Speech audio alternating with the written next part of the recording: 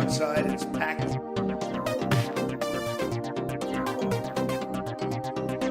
I like fighting them too.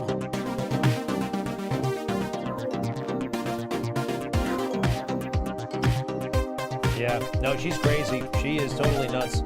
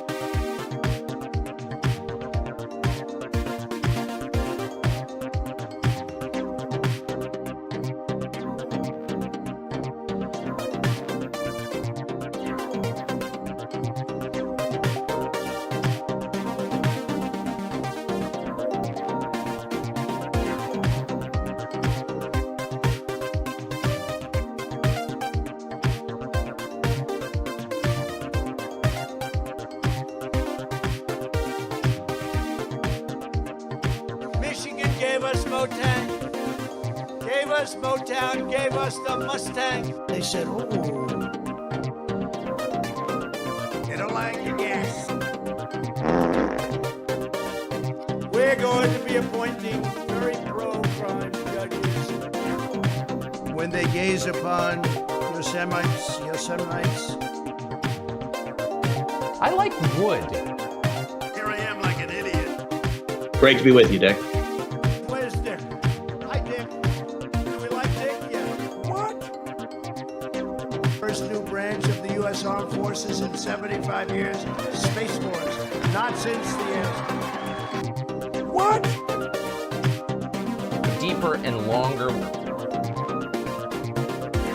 Illegal. I felt really good almost after taking it.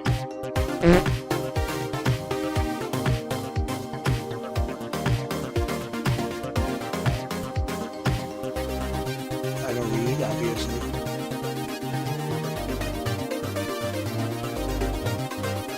The Burmese executives. So these Burmese, they say, pronounce it Burmese. Captain's log.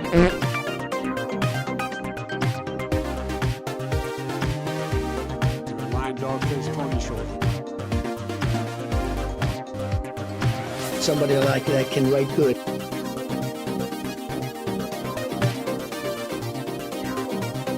I was a private businessman. You're gonna frack. Perfecto.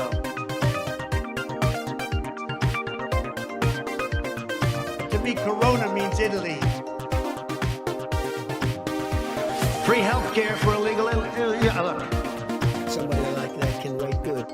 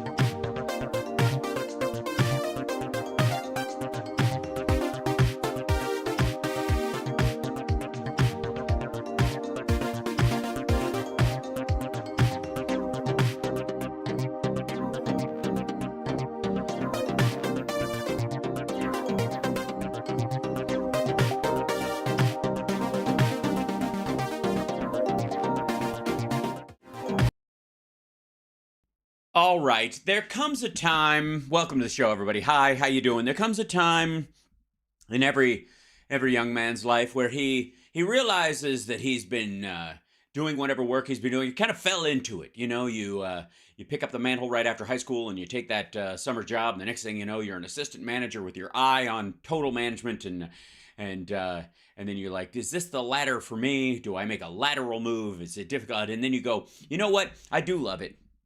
I am enjoying it. I'm excited about it. How can I get better at it? And thank God it's almost like a special show this Tuesday. Welcome, chat room. I'm glad you can be here for it. It's nice to know that even in my advanced age, I can still learn a thing or two. Here I am building my own goddamn sets, putting my little things that go up there when you guys are nice to me. Thanks, Robin. Making my own signature into a three-dimensional graphic that I could be in front of or behind if I wanted to. I could do that. I could move it around if I wanted. Making a little Venmo over here because the networks that I'm on take an enormous chunk. So this is one of the ways that people can help us, grow it's an investment opportunity in your good future, if you want to. And even this little spinning thing over here, which I was very excited to make. It looks very 90s. I understand that. But I couldn't make a see-through one that was visible on the thing. So I had to make it some color, and orange worked best because all my sets are blue or black. And so I did that. So I've been busting my hump. Oh, and look at that. Right as I say that, I realize that I don't even have my name graphic up on here. It's just pitiful. How are people supposed to know it's me? Let's see. I think I have mine. No, I don't. I think it's actually a graphic at this point. Let me see if I can find it. And when I bring it in, it's going to be enormous. And then, let's see. Is it my name something in there? No, this is going to be, I'm afraid to bring it up because there we go. This guy right here is, kaboing. Yeah, that's it. Hi, that's who I am. So now, there's always something to learn.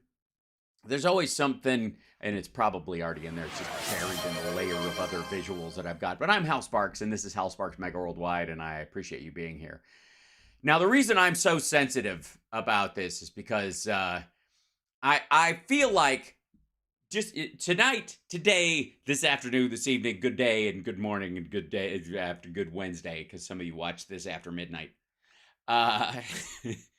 This is going to get very silly very fast. Wait, I have to say hi to the chat first. That's the one thing I have started. Oh, look at that. And you can see the menu at the top. I hate when that happens. There you go. That's much better. Hi. Yes, organic growth. Watch your language around here. Simmer down, God damn it. You have to understand, the world is ending. We have to take this seriously. Don't you know? Haven't you seen the news lately? Everything around you is dying and dead and burning and sad and rip Portland. Hashtag rip Portland. Now, you'll see what I mean in a minute. This is because our dearly beloved CSL, Can't Stop Lying, all hail him in the chat.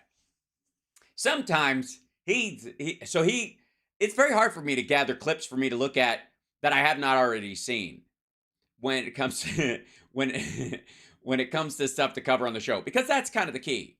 Because to me, the power of being able to dunk on stuff, just raw dog in this business, is I think a better. I think it guarantees to my audience to some degree that I'm not just picking and choosing and going, I can fucking nail this. I'll pre-write some jokes for this and attack it. And I don't feel like doing that because I feel like that's unfair. I should be able to think on my feet and deal with these things on, as you do, directly as they come up, not, scour the internet for the worst version of worst example of an argument and then pick that one apart, straw and I don't know, marzipan man it or whatever. Yeah. And I know many of you are very concerned about the kidney.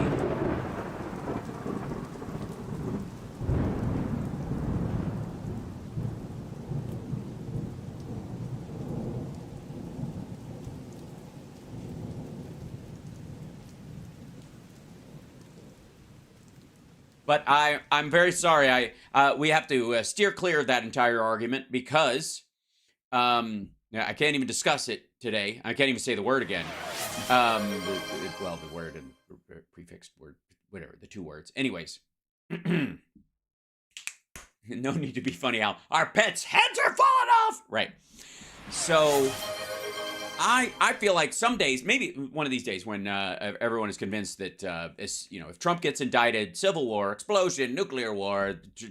Tucker Carlson has already told us that if Trump doesn't become president, there's going to be a nuclear war before he becomes president. Yeah, I know you heard that right. Same thing Trump is saying.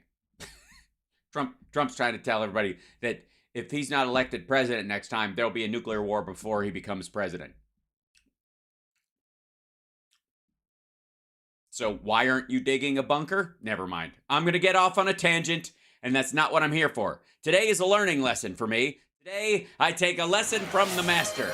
Apparently, Greg Kelly, whose show, for the record, is, how do you say, ass, it has a new time slot.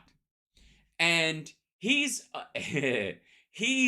being interviewed, apparently, on the morning show. Because I got very confused when I read the title of this. All right, at the bottom it says, and this is going to be a double whammy, I think. Media needs to study Trump, provide more context. Woof, boy, that's the... See, if you're a master of media and you're as smart as Trump, why would you need context? It should hit people like a lightning bolt, but never mind. Greg Kelly, he's on National Report, which I think is the morning show, right? On news, yeah, like you guys would know. Like I fucking know. Like anyone cares. It's an internet station. Like, again, that's why, like, even saying, I feel weird saying good morning on my morning show. Alex Jones and MTG say lockdowns are coming. Yeah, I know. We covered a little bit of that yesterday. They're very silly people. We'll see more of them in a moment. I think there might have been, there was an Alex Jones clip in there too. I just, love your shirt. How can I get one? Well, funny you should ask, because this is my own merch. This goes way back. This is one of our earliest, merch things ever, folks. This is the classic. Where is it? I got to find the actual clip of it. This is directly from something Trump said at a rally. Michigan gave us Motown, gave us Motown, gave us the Mustang. Hence, the Motang Clan. Join the Motang Clan today. Get a Motang shirt. It's hilarious, even if people don't get the joke. Even if they don't know the impetus, it sounds slightly naughty anyways. Also, I was very proud. Yes, we even have, if you're on Twitch, we even have an emoji for it. Or an emote. I guess it's not technically an emoji. I don't know. There'll be a war at some point between the emotes and the emojis. One of them will feel marginalized and there'll be a whole big thing. Eventually, there will be, I'm predicting now, Glenn Beck will do a video about how Asian Americans think emoji sounds unnecessarily Asian, and therefore emotes are culturally appropriating the name and whatever. And will this be the end of us being able to draw pictures? And here comes every picture is Muhammad now. It's gonna happen. I'm just telling. Links pinned for your shopping convenience, sparklers. That's right. Thank you, Suppline. Yes, there's a link to get that in there. It's on the RT Spring Store. So. Motang. Michigan gave us Motang. Anyways, so but apparently they've ever since Greg Kelly lost his good time slot to Greta Van Susteren, they bumped him down. They put him at 10 o'clock. Now they moved him up to 9 o'clock. I don't know why, and I honestly don't give a fuck. It doesn't matter. But he's now, I guess would he be opposite Sean Hannity? That put him on most of the time. Sean, 9 Eastern. Is that when Hannity's on, or is that when Tucker's old time slot is? That's probably when it is. They're probably competing with Jesse Waters. Again, I could know. I could look it up. I don't give a fuck. Why should I? Why? Emoji is a Japanese word. I know. That's the joke about Glenn Beck not understanding. Never mind. We'll get to that later. I love you guys. Okay, here we go. So this is Greg Kelly. He's got a new time slot, and I appreciate the fact that he's not ashamed to share a screen with a picture of him from 27 years ago. One of the lessons I think we can all learn from from John Travolta is never do a side-by-side. Never, ever do a side-by-side. It's just not smart. And also, if I may, where's this guy? It's sort of the same thing with Joe Rogan. Yes? This? I'm going to move this down here, and then take this, and then go to here, and then try this, and go back to here, and there we go. Jamie, bring up that thing about the article about the guy who, like, if you taking steroids makes your head into a giant bald triangle. Jamie, bring up that thing where if you take steroids, everybody looks like John Travolta with a shaved head. Bring up that article about. Okay. Put it on the big screen. Put the big giant. Put it on. We need a bigger screen because my head's getting bigger by the moment. All right. Now, so here we go. All right, let's get into this. I see. This is what happens. I'm a fucking amateur. That's no matter what I do, I can't shake it. I cannot. All right, here we go. Just some. Well, we've been teasing it all morning and all. Yes, we're all waiting with bated breath. I can tell you. Even outside, it's packed. Yes, absolutely. Yes, everybody, hang on by your fingernails. Here comes the great Greg Kelly news. They've been teasing all morning. New time slot, same great show. News. Sorry. Max primetime host Greg Kelly is moving to 9 p.m. Eastern time. And we have 3 different pictures of him. We can't settle on one, and none of them look like him, basically. Starts tonight. This is we get closer to the 2024 election season. All right. Yeah, it's crucial that every September something. Despite that prime time there, he has gotten up early for us, so we appreciate that. Greg Kelly from Greg Kelly Reports joining us live. His show's at 9 Eastern. Simmer the fuck down. You're on at 7. Here in studio on National Report. Greg, good to see you. Sean, Emma, thank you so much for having me.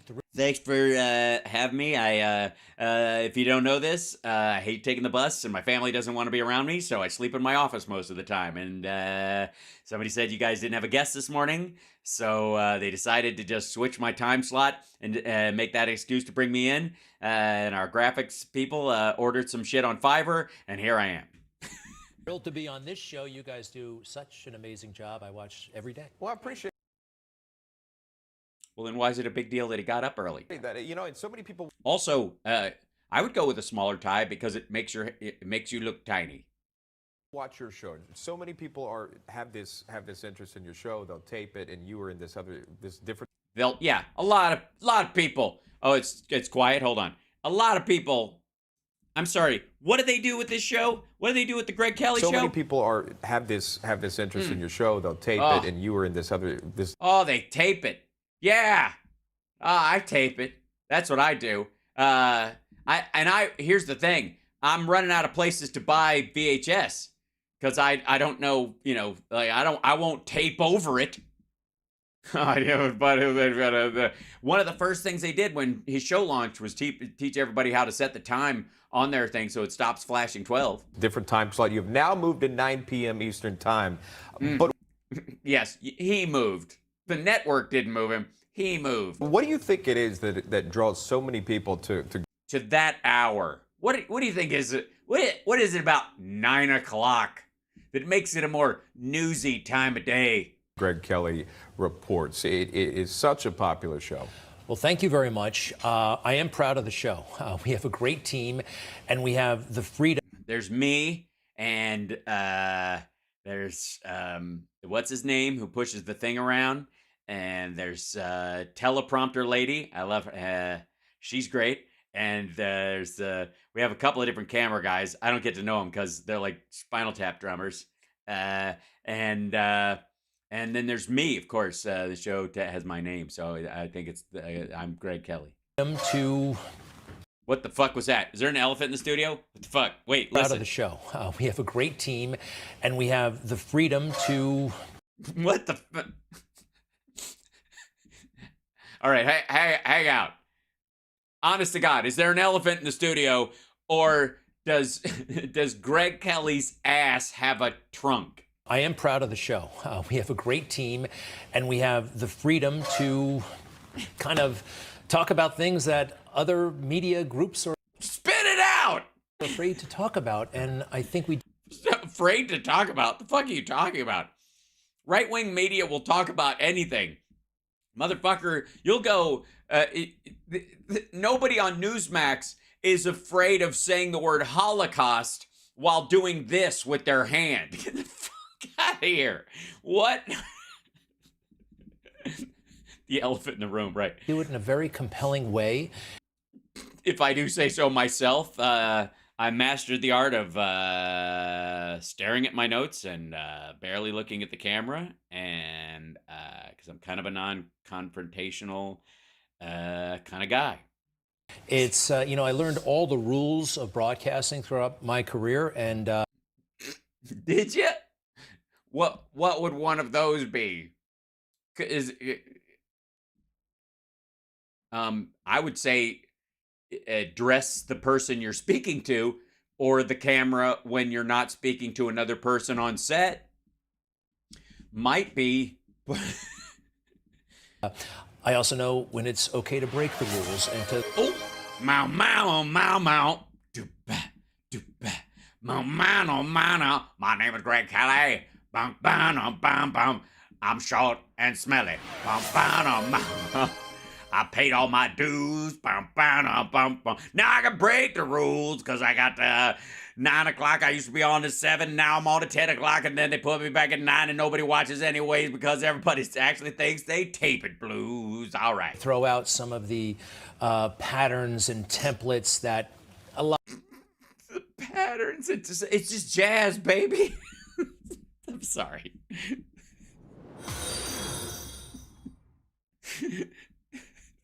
We just flow. That's the thing about the Greg Kelly show, yo. We got the flow going on, man.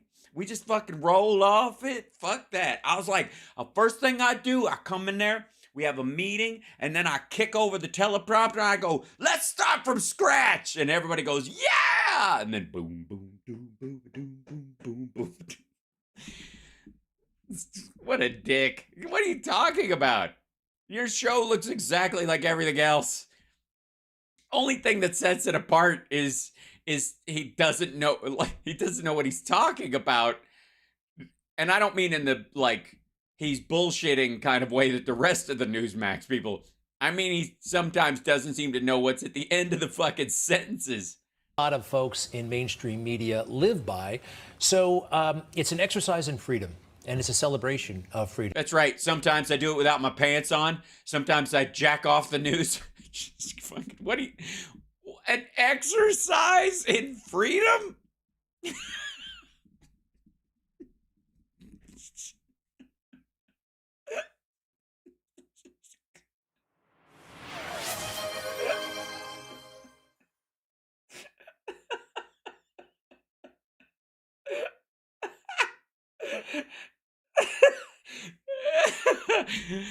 I can't. An exercise in freedom. What the fuck are you talking about?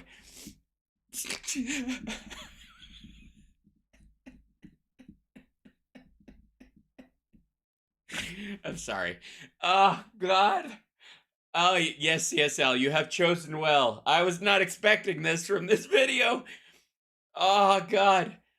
This is, what a dick. An exercise in freedom. You have a lookalike show, stupid. Your show looks just like Fox on the cheap. This, you use the other half of this set at night, fuckwad. We can see the desk in the corner.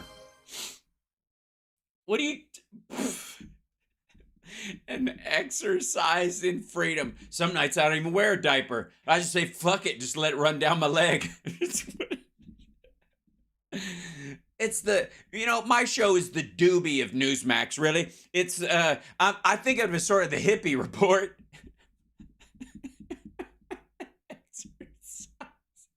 Oh, I'm sorry, the alerts are back. I don't know why that is. Oh, I know why it is. Yes, I do. Sorry. 1 second. Oh, God. Get over here. I need my... Oh, no. That's the wrong one. Yes, okay. Oh, God. Whew. I don't even... Let me know if I should have shut... That should shut them off, but we'll... Oh, there it is. Why is that? Take this guy and bring it over here. Excellent. I gotta say, did that help? Did that do it? It should have been one, and then that's it. Okay. Whew. Shit, this got me. God damn it. Right out of the gate. Thanks so much, CSL. I needed a laugh like that. Oh man. And we're only a minute and a half in. Is how I like to think about it, and I'm glad that people like it, including, well, look, something else. We tell the truth about President Trump, and so many people are either horrified by him or they... Yes. You tell the horrifying truth about Donald Trump. Yes. Hold their nose around him, and I just... Well, that's obviously, the only people that hold their nose around Trump were people who have been around him once before and didn't realize it's socially acceptable to hold your nose because everybody else is doing it. Because obviously, yeah, there's a issue there. Hold on. Oh, I see. Why is that? Oh, it shuts off my sound. You crazy thing. Hold on. Never mind. Decided long ago, I want to learn from this guy. I want to study. I want to lick his feet. Study him. And we can learn amazing things from... Yeah, we can learn so much from him. And Greg is proud to announce he's on his 4th bankruptcy already. And he's working his way up, and eventually he'll be at silver level. This once in a country's lifetime president. Well, here's hoping. You just had an exclusive interview with President Trump. It was after he had his mugshot taken in Georgia. And so... Yeah, that's how low he had to get before he would talk to you, Greg. That was a really interesting conversation that you shared with the former president. What do you think it is about Donald Trump that the American public, or maybe the mainstream media, tends to miss? Yeah, Number one, there are 3 things. Well, number one, there are 3 things to understand about Donald Trump. And I don't think once you kind of come to terms with this, he is much easier to understand, and he makes sense. And right. If you clip a couple of nerves in the front of your, like they make 3 incisions, and then he's really easy to understand. I think their prejudice could be kind of dispelled. Number one, he's not a politician. You have to... He's a former president. That technically speaking, he's run a campaign before, and he's running one now. He's a politician. Fuck off. Remember that. He did not grow up as a politician. He did... No, he grew up as a con man. Not spend his career... The next best thing. ...in politics. He is not a career politician. That makes him inherently unique compared... Well, it's true. I will give you that, Greg. He is not a career politician, in that his career in politics will soon be over. I'm just...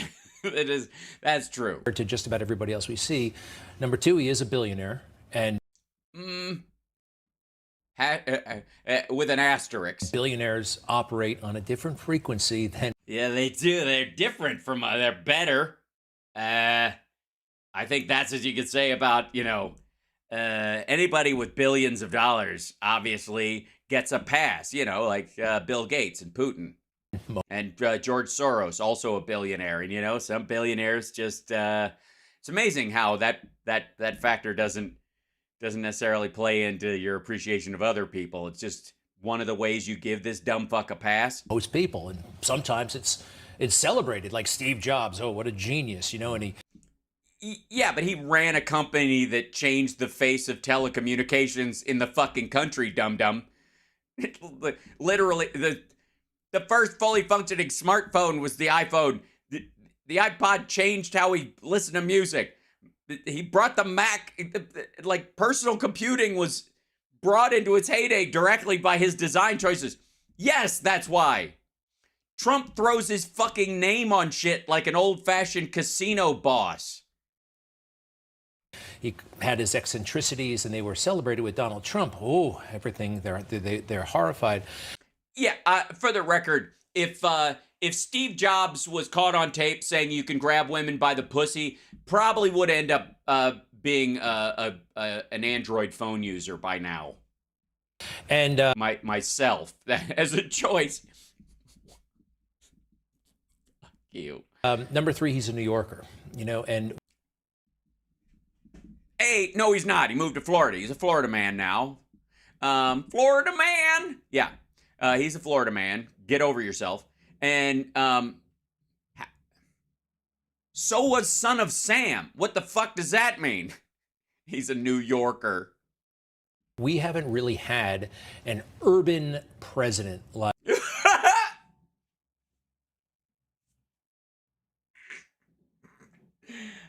And yeah, that's what he brings. He's fucking street. Urban? The fuck? First of all, Obama's from Chicago. Secondly, it checks all the fucking boxes on urban, no matter who asks for it. Also, Trump did everything he could to stay away from the city parts of New York. The fuck?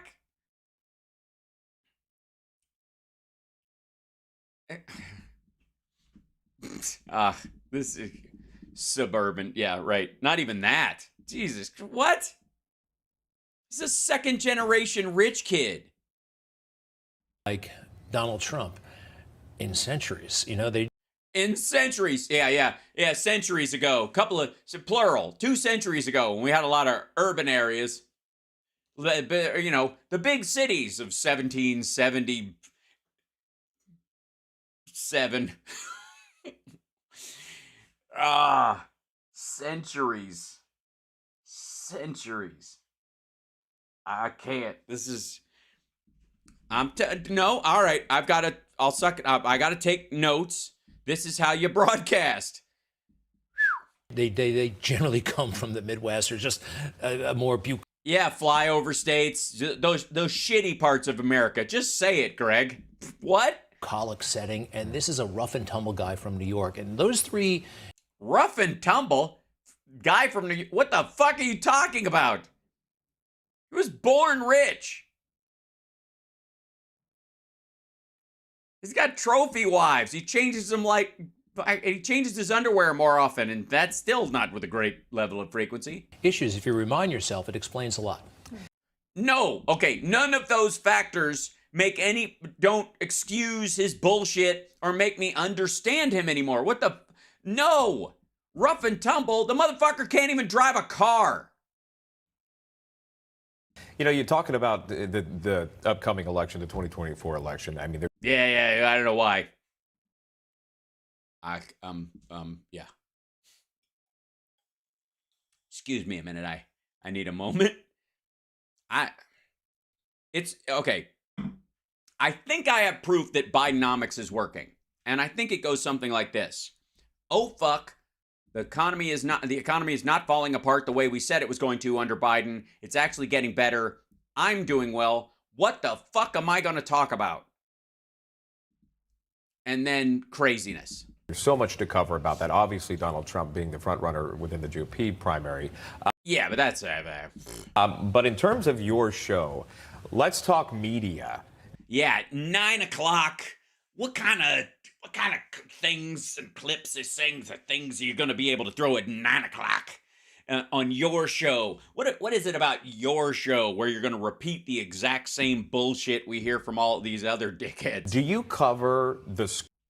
I don't watch your show. You just said you watch our show every morning. Do you cover... I don't even... Scopes on your show of how the media portrays potentially Trump, Republicans, and how that's seen different viewpoints such as MSNBC, CNN, et cetera, all the different outlets out there, because I've never seen your show, as a matter of fact, and I asked I was talking to someone in the makeup room as I was getting my pompadour powdered, and I said, has anybody in here actually seen Greg's show? And I gotta say, big goose egg.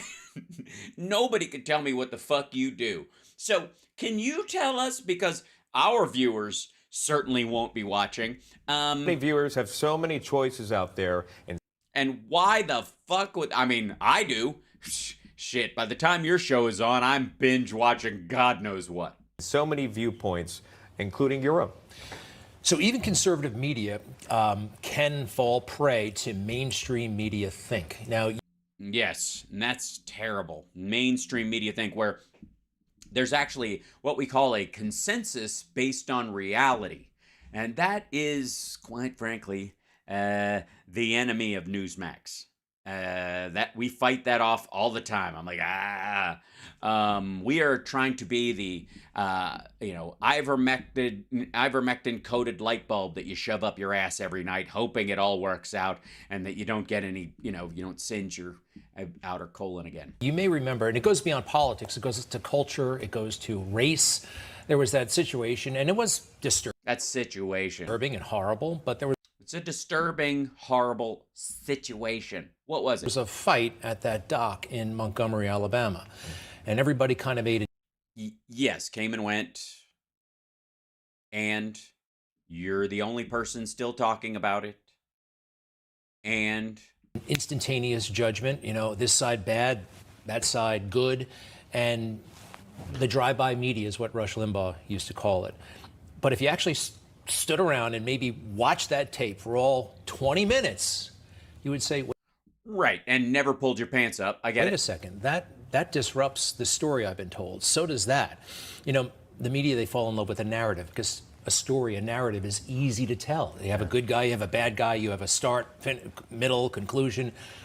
Life is a lot more complicated. That's right. That's why I like Trump, because he's a complicated guy. Most people would look at that and go, man grabs woman by the pussy without asking permission. They'll think that's bad. But, on Greg Kelly Presents, we tap the brakes on that thing and we go, hey, ease up.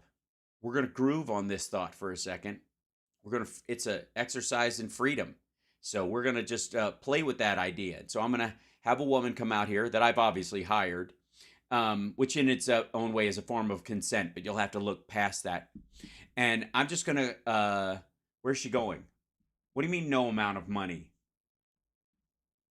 Than that. And, there was a woman, she happened to be white, she happened to be She happened to be hit by a white chair, actually, held by a black person. an innocent bystander, and somebody grabbed her by the hair, dragged her and threw her in the river.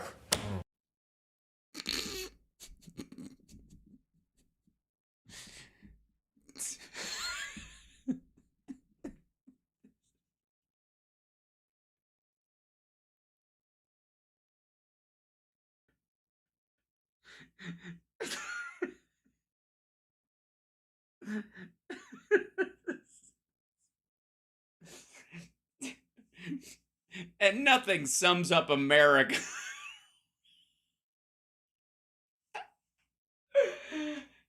Nothing sums up America better than that. Grabbed her by the hair and threw her in the river. Yeah, if she floats, she's innocent. If she sinks, she's a witch. No, other way around. If she floats, she's a witch. If she sinks, she's innocent. I think that's how it works. Now, the person who did that happened to be of a different race. And What race would that be, Greg?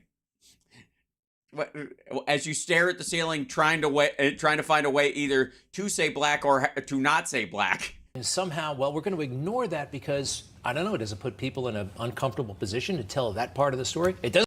It was in the middle of the thing, stupid. They didn't it wasn't blocks away.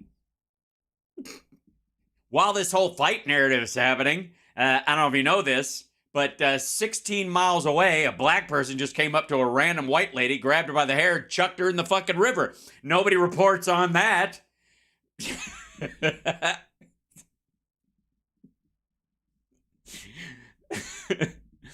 That's the thing about Greg Kelly Reports. That's the key to his success is he takes two different circumstances, totally unrelated, and find some way to make one of them make an excuse for the other. It's fascinating. This is I'm learning so much as a broadcaster. I may have to change my entire approach. I didn't realize I could be so freewheeling. Doesn't put me in an uncomfortable position because that actually happens. Because it puts me in an uncomfortable position because sometimes I am forced on my show, as you are, to say the word black, and it gives me flashbacks to riding the bus.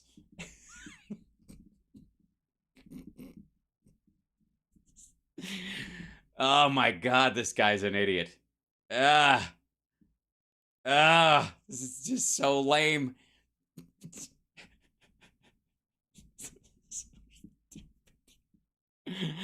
This is your example. He's there to sell his show to an audience. Don't forget, this is them interviewing one of their own to pitch the new time slot. This is the best he's got. He's pulling this out of his ass because he's like, this'll lock the viewer. Watch this. And context and perspective is something the media does not specialize in providing. It's something I like to do. All right. I like to do it. They won't let me on Newsmax, so a lot of times it ends up on the cutting room floor. I'm kidding. They don't edit my show. Nobody even watches it. Even the editors have walked out.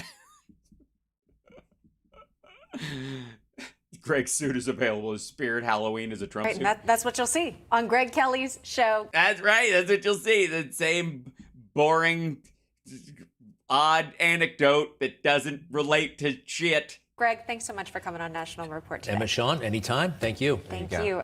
Thanks for mentioning that you know their names. Again, 9 p.m. Eastern, folks. Tune in or set your DVRs. You'll see him tonight. It's going to be.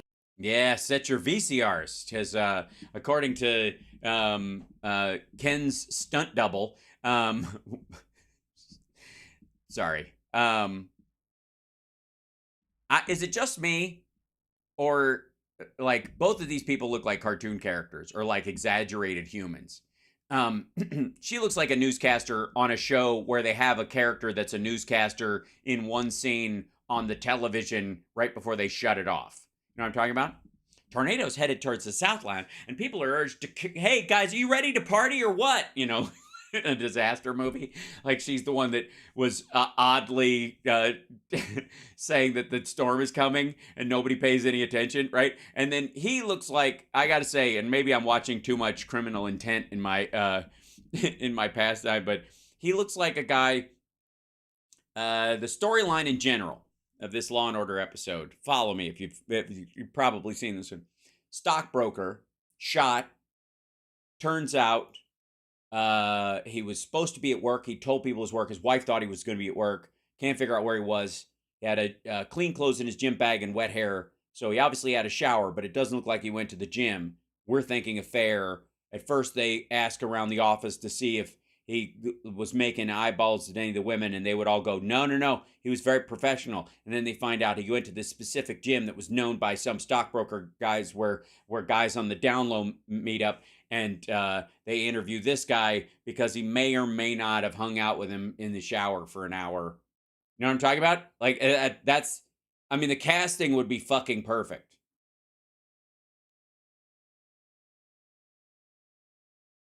Yeah, down low Wall Street.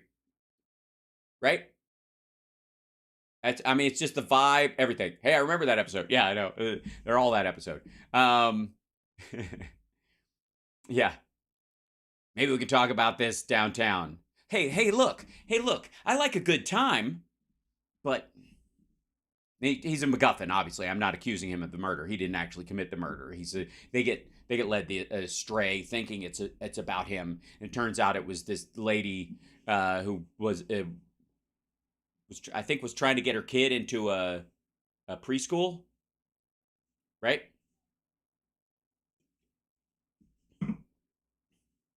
And killed the guy to get her kid on the list.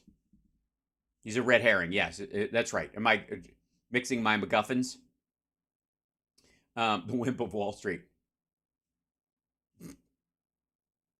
Eddie Haskell haircut. Yeah, it is. There's a lot of Eddie Haskell going on here. Absolutely. Is this National Report show just as bad as the others on Newsmax? It's worse because they try to they're the Fox and Friends of Newsmax.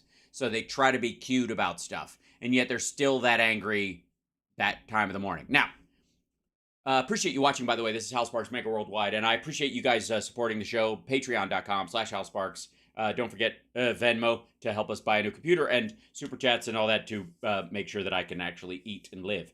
And you can subscribe as well, memberships and subscriptions and all that stuff. I'm trying to get better at this shit, and I'm just terrible at it. But just work with me. Now, I thought at some point, I mean, you can go to a newbie, I suppose, like the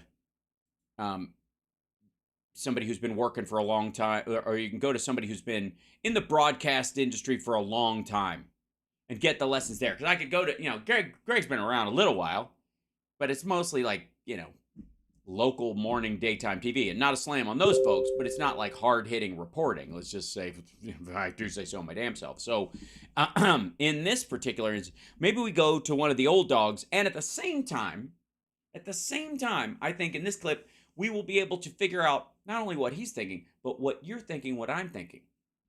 We have had a talk recently about what progressive or liberal means to us. And to me, a progressive means anybody who is committed to progress. Not all or nothing, not purity tests, nothing. The whole point is get a toehold and maintain it and keep climbing. And it's to, basically Star Trek liberals. That's what progressive is to me. Now, there's a difference in opinion of what a progressive is, and some progressives won't describe themselves that way. And apparently, though, there's a lot of, I don't know if these are secret progressives or just progressives with secrets. Is there a I don't know, is there a difference? Do we know? Can we know? Yeah, true progressive knows that any progress is better than no progress. I agree. So what you're saying is that no one at TYT is a progressive in that respect. Gotcha. I agree. Here we go. Now, you'll remember this guy right here. This is Bill O'Reilly. He's got a show called No Spin, because he's always had the no spin zone, right? What he talks about, where he spins a lot of bullshit. Actually, he makes shit thread, I think, for a living now. And it's obviously doing a Soros piece, and there's a blue donkey, so obviously it's Democrats no matter what. So so donkeys are Soros, Soros are donkeys, Democrats are progressives, progressives are okay. Let's hear it. I'm curious about Tonight, this. we'll begin with the danger posed by the progressive movement in this country. Okay, the danger. You're in. Gotcha. Okay, danger. I feel the danger. Okay, here we go. That is the subject of this evening's Talking Points memo. Great. Super exciting. First of all, not all Democrats or liberals are progressives. Right. Sure. So people don't know the difference, and they lump. Yeah, and especially when you fart in your own studio. Sorry, say that again. Are progressives. So people don't know the difference, and they lump everybody in the same bowl of soup, but they're. It's a great graphic, by the way. Fiverr, I salute you. Really good typeface choice, the spacing, his ass, the kind of big chunks of empty space, the weird glistening thing that goes across. It's quality. You get paid good money for that graphics package. I'm glad you're using it. Not. A progressive person is someone who believes America is not a good country.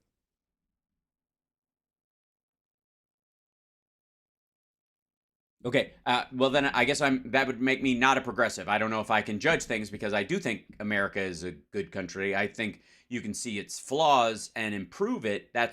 And the fact that we have the ability to redress our government, our grievances against the government, and deal with them and elect new people and change the law and grow the country. That's the best thing about it in a lot of ways. I think it's inherently good because of that very thing. Say what you will, but we ended slavery in this country in 1854, and it it wasn't outlawed in I think in the west coast of Africa till 1907, and that was by force. So, America, congratulations, you're ahead of the curve. Now, have we gotten over all of our shit? No. But we're working on it. I think that's a good thing. It's fundamentally flawed. Goes all the way back to the founding fathers, who the progressives believe were white supremacists. Well, no, I mean, I don't know that all progressives believe that, but I understand what you're going at. Based on slavery and a number of other things. Okay, so if you're a and what were the other things? Because I think the slavery would be the one where they would actually put a pin in it and think that, even though half the people that signed the Declaration of Independence, for example, weren't slave owners at the time and were against it. And Jefferson himself, while owning slaves, wrote some of the legal basis for ending slavery that led to it being outlawed in England, even in, I believe it's 1806, 1807, 1806, 1807, because outlawed in Africa in 1906. So it was 99 years. It wasn't a full 100 years was the difference. So he wrote some of the legal arguments for outlawing slavery in the process. The problem is if somebody like Jefferson just sets his slaves loose at that time in American history, when the South was, itching to break away, or there was a plantation culture, those people would just be taken. So they were safer there than somewhere else, and the treatment was different all around the country. Right. Okay. progressive American, you want a wholesale change in this country. You want to wipe out most traditional values. We want to wipe out most traditional values. What would those traditional values be? I mean, the idea that, women can't vote because they have intrinsic characteristics that make them incapable of understanding the depth of the complex issues or whatever. Yeah, that can go. I'm fine with that. Also, again, slavery was a traditional value, and we fought a war over it, dum-dum. That's the difference. Okay, great. You're not going to cite any of these things? There are liberals who don't like conservative principles or whatever, but... Like what? Which ones would you be talking about? You're talking about there in that situation. What principles would... Nah, you know what? We're just going to say principles and just go with everybody understands that his audience thinks conservative principles good, democratic principles bad, and then that way you don't even have to argue your principles or argue the fact that you don't actually fucking have them. All right. They don't want to wipe out everything. No, not. We don't want to start from scratch. Progressive movement does. Okay, so it's an even smaller movement than we think it is. Now, the reason the progressive movement has taken over the Democratic Party, citation needed. And it has. No, it hasn't. And they have the perfect president in Biden, who is so hapless, H-A-P-L-E-S-S. Oh, you pronounce it hapless? He'll do anything the progressives tell him to do. Well, then why did he separate the infrastructure bill from what would become the, the major parts of the Inflation Reduction Act? I would say Biden is a genuine progressive in the descriptive I would use, which is the point is progress. He's not a far-right leftist, let's say. Because Biden has no principles, no values, no belief system. Yes, that's why he sets fire to a child every night just to guarantee he has a good night's sleep. It's a ritual, but it keeps him from being bored. He has no values. He doesn't go to church. Oh shit. He doesn't. He hops from woman to woman as soon as his wife. Oh shit. He's a man for no seasons.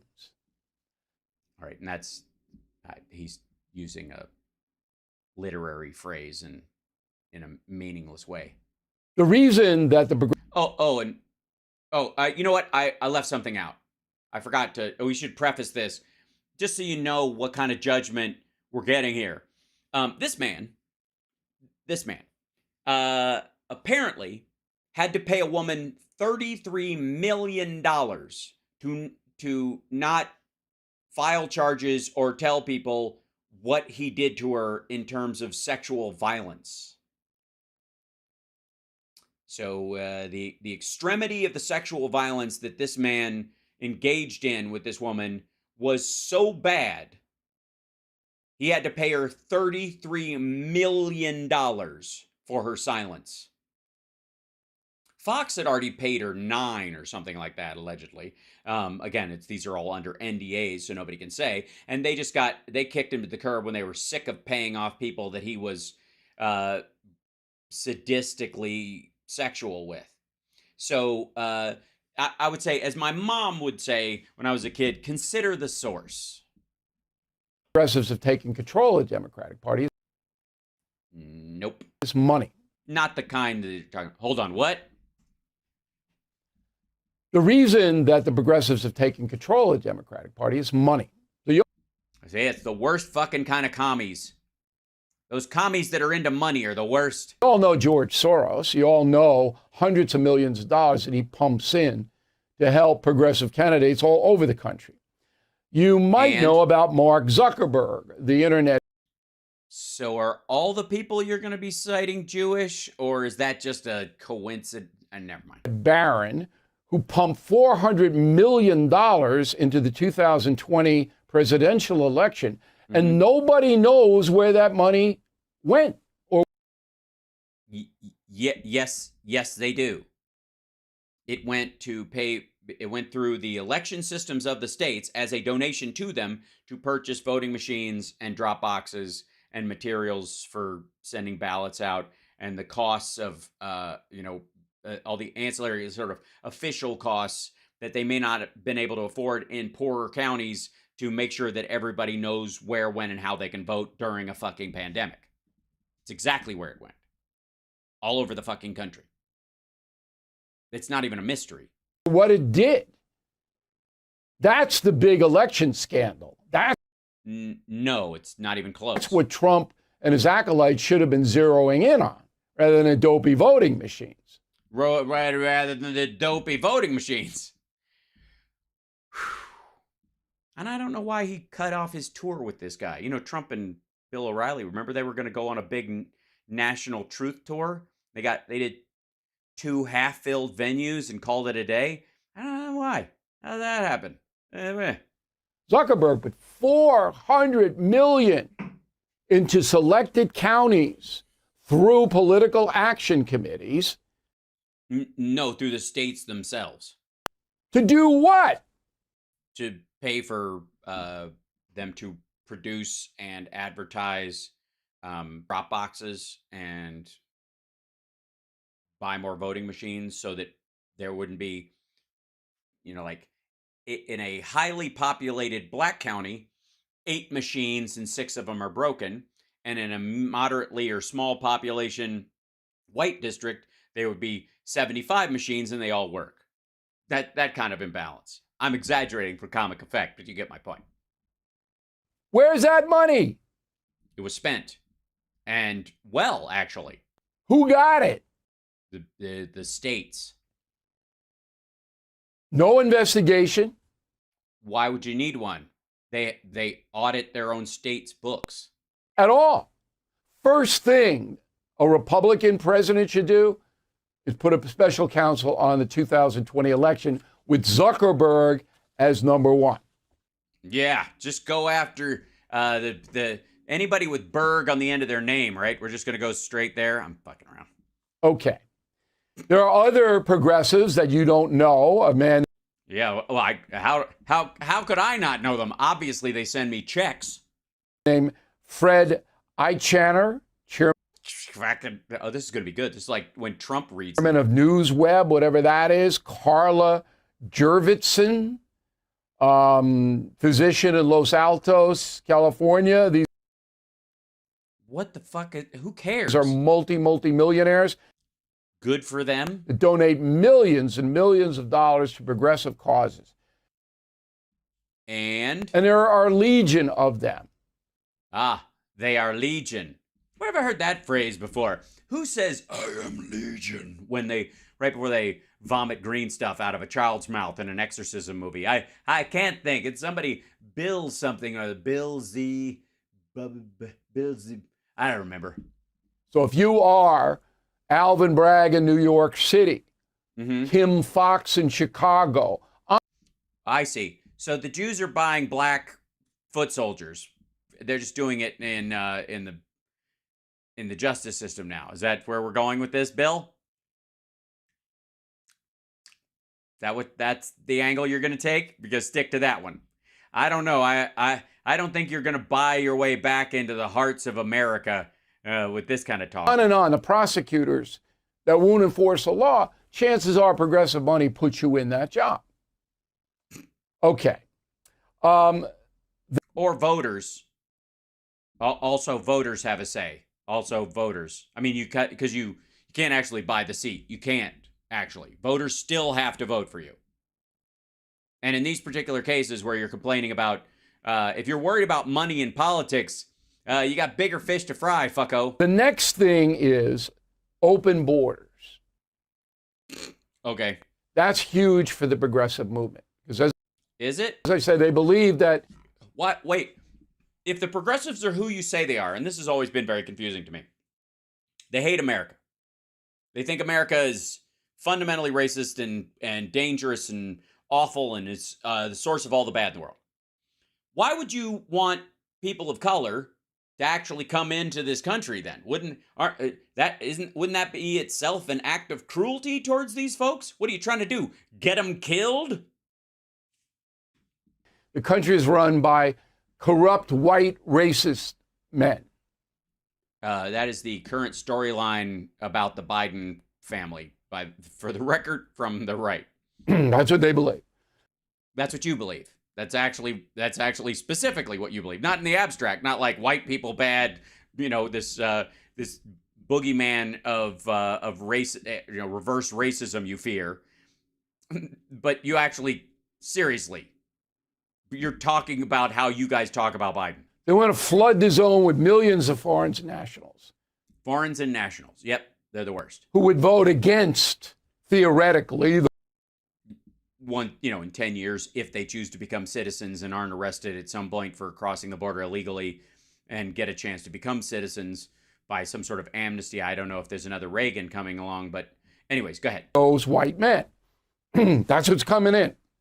That's why they want an open border. See, I heard it's 164 different countries, and Chinese people are paying $80,000 a pop to cross the border, according to Benny Johnson's schlockumentary. Change the power structure. Not going to happen overnight, but it will happen eventually. They believe, the progressive. Okay, this is the Great Replacement theory. Can you please play Ron Paul stroking out and compare? I don't know. I haven't seen that one. I haven't seen that. So believe. That's why you Is that new? have open borders. Okay. We don't have open borders. By the way, the border's not open. The border is not open. Okay. To diminish religion. I would blame that on the people who don't live up to the actual standards of those religions, because nothing turns people away from a religion like bad practitioners of it. By making organized religion seem corrupt. Seem corrupt. That's right. Oh, I beg your pardon. I apologize. I thought you were talking about the actual content of the spirituality itself, but you just mean the big organizations that don't pay tax, like mega churches, and so So Democrats are responsible for Jim fucking Baker and Jimmy Swaggart and the Catholic priest conspiracy of pedophiles. That's our fault, right? Shit, that's not even the fault of little churches all over the place, dummy. And seem to be human rights violators. Seem to be?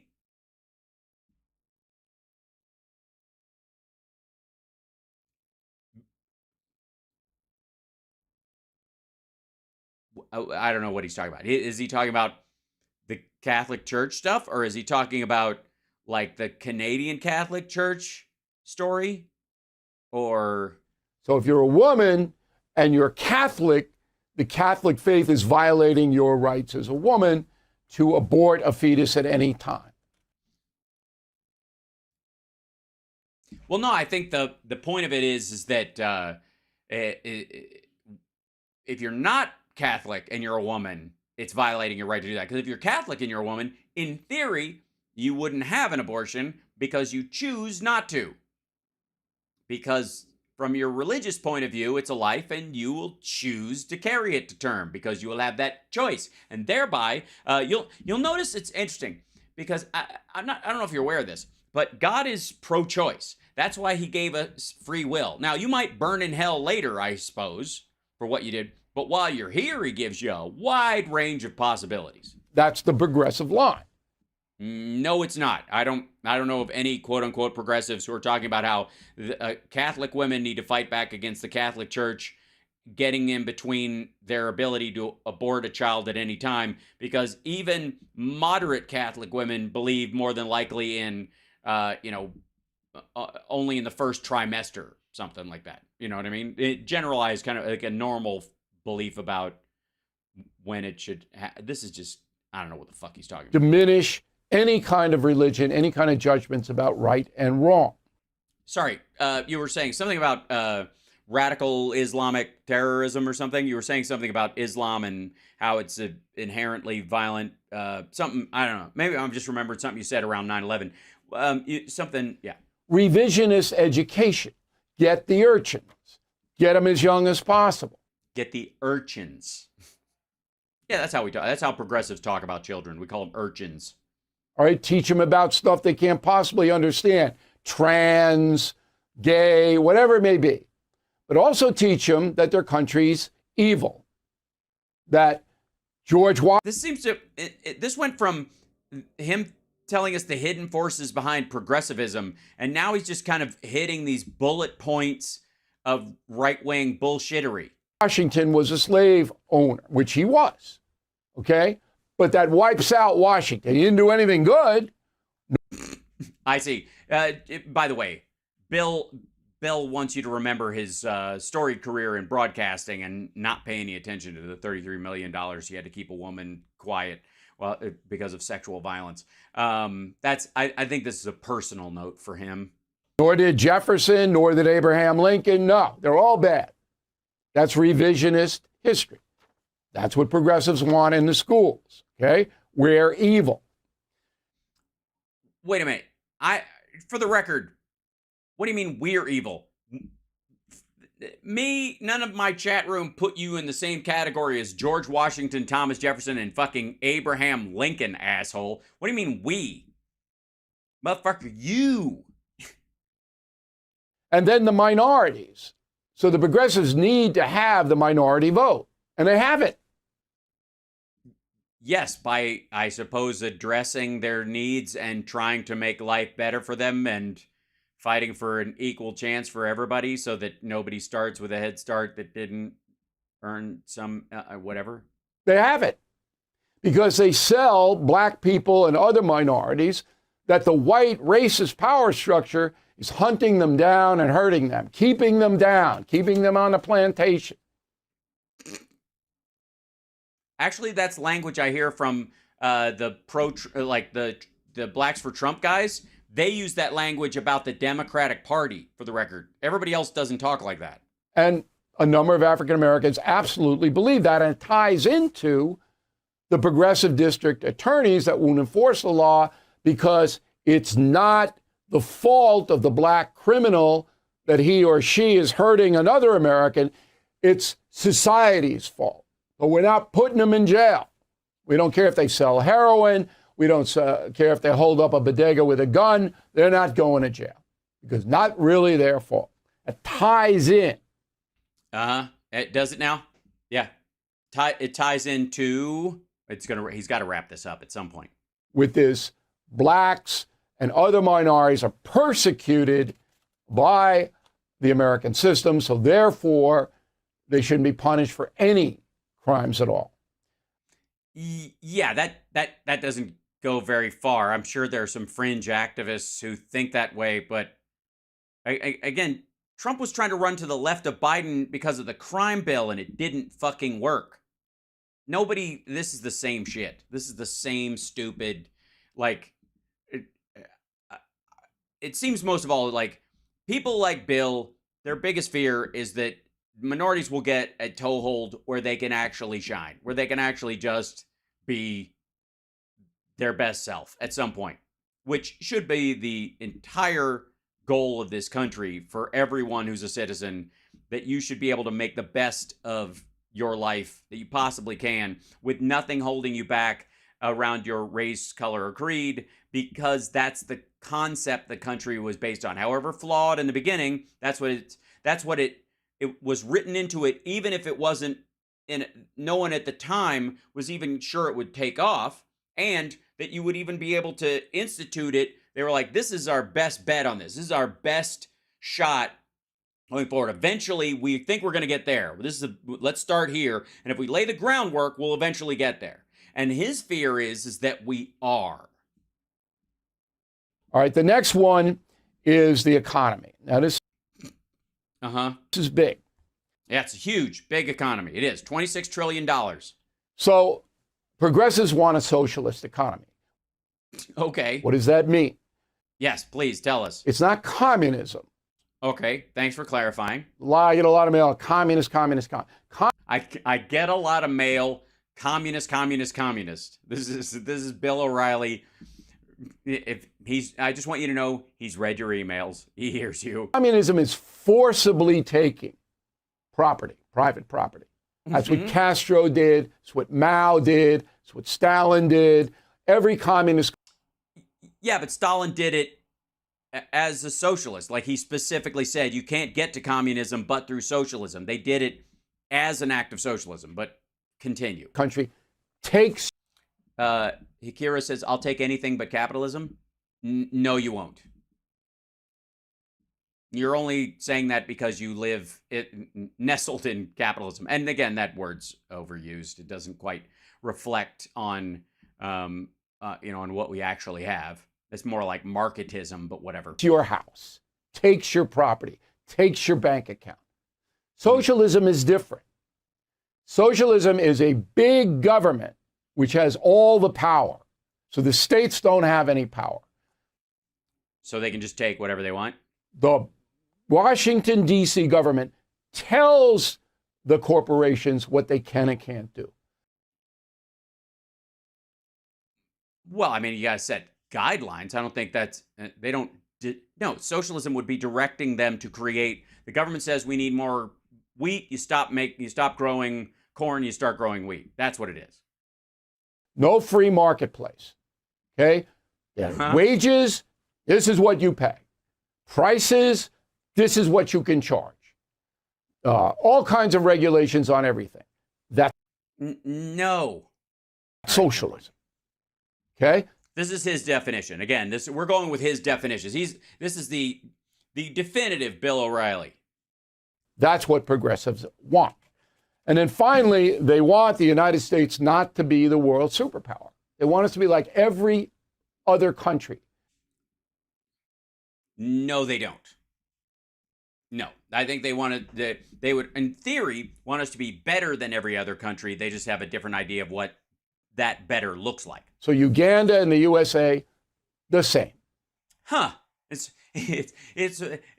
anybody else struck by which country he chose and why he would particularly balk at America being on the same baseline as that country? He didn't pick Scandinavia. He didn't pick France, right? Fucking Uganda. Oh, and I'm drinking a ginger ale. It's this Fever Tree ginger beer. It's Summer had it, and I wasn't that thirsty. These are teeny bottles, so it was good. It's ginger ale. It's lovely. Just sipping. It's the kind that has ginger floating in it. It burns a little bit when it goes down. This is called the one world philosophy. Well, technically speaking, we only do have one world right now. Progressives love that. We shouldn't have any kind of power here. We should give it all up and be a one world concern. We should give it all up and be a one world concern. Yes. So it's the goddamn hippies. So when you add all of that up, we get a big 0 in the middle of in between your ears. All of these things that I've just told you. You didn't tell me anything. You asserted things that are written on a piece of paper because you're a lonely, sad, disgusting man. This is a horrendous circumstance. Yes, me having to listen to you, I agree. Do you think most Americans understand that? Well,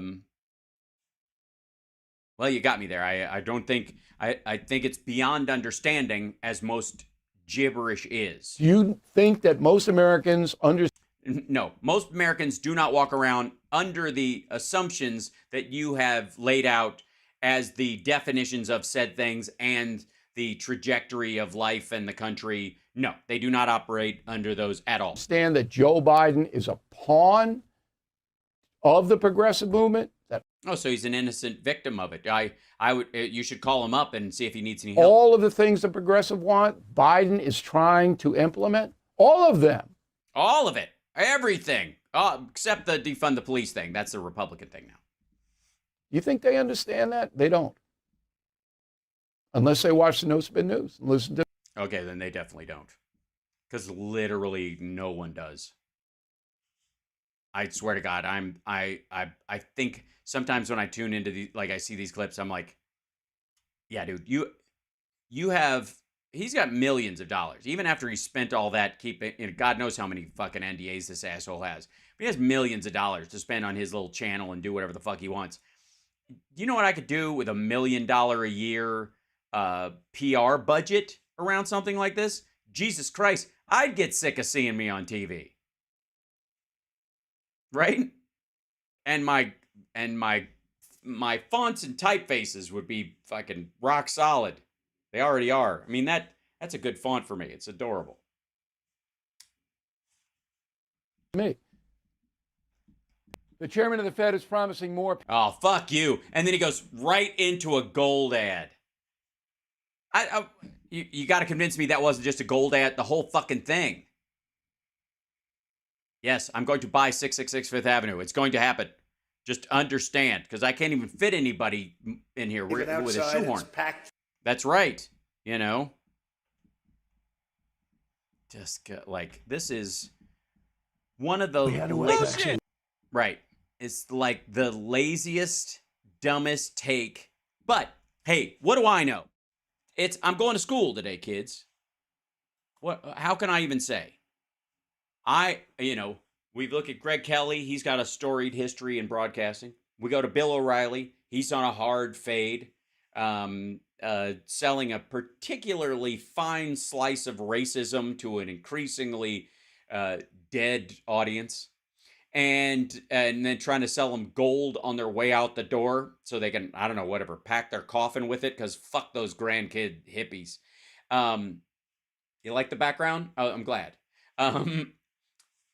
It was here earlier, Wes. I'm sorry if you missed it. You should, yeah. So, anyways, we got to go to somebody. Maybe I need a raw approach. Maybe we need to go to somebody and brace yourselves.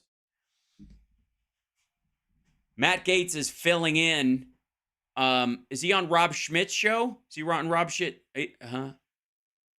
How they can avoid a gun? Oh, is he filling in on Greg Kelly's show right after they changed the fucking time slot? I'm confused. It says, the title of this says, Matt Gaetz, I offer you a sincere confession, which is just fucking gross. Like, on why House Republicans have been slow at keeping the Biden administration accountable, how they're going to vote a government shutdown, and more on Newsmax's Greg Kelly reports, where I think he's hosting, isn't he? Is he filling in? Jesus Christ. They give Greg Kelly a new time slot, and then they put Matt in it? Maybe, was he that... Greg, are you that fucking lazy? You had to do a morning show? You had to sleep it off the rest of the day? What are House Republicans even doing? The House of Representatives... What are they doing? Is the sole node of power in the federal government controlled by Republicans. I know. I work there. Work. Also, you have a razor thin, a wafer thin margin. And tens of millions of Americans rest their hope on the House and the House alone. Yeah, and if there were more, whereas hundreds of millions of Americans are hoping they don't get more power. To stop the terrible things that are going on. And so I offer you this sincere confession. So you're going to go into the Jeff Greenberg stuff? We aren't putting up the fight you deserve, and it sickens me. Oh, I see. You're confessing to what other people are doing. We fought for better than this in January during the contest over the House speakership. No, you didn't. You just dragged out your own internal bullshit and ended up exactly where you were. There is plenty that needs to be done, and we have the power to do it, but No, you don't. You actually don't. We must stop fiddling around like Nero as Rome burns. Okay.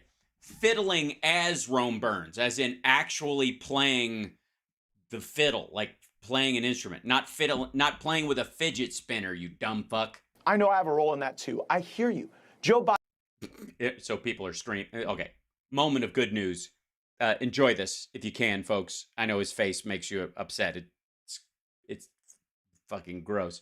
But take a little bit of pleasure in knowing that this asshole's voicemail is full all fucking day with people going, "You're in it with Marjorie Taylor Greene, you bunch of... This is just bullshit. You're probably a Fed plant just like those other fuckers." Biden and the Democrats have created major problems, and it is incumbent upon us to solve them. On the border, our own Homeland Security Department literally built an app for the cartels. Why haven't we impeached Mayorkas? Yeah, they didn't build it for it. Why would the article say exploit U.S. government CBP-1 app if they built it for them? Would it be put it to good use? Our own Homeland Security Department literally built an app for the cartels. Why? Is he repeating? What the hell was that? Wait, back the fuck up. Us to solve them. On the border, our own Homeland Security Department literally built an app for the cartels. Why haven't we impeached Mayorkas?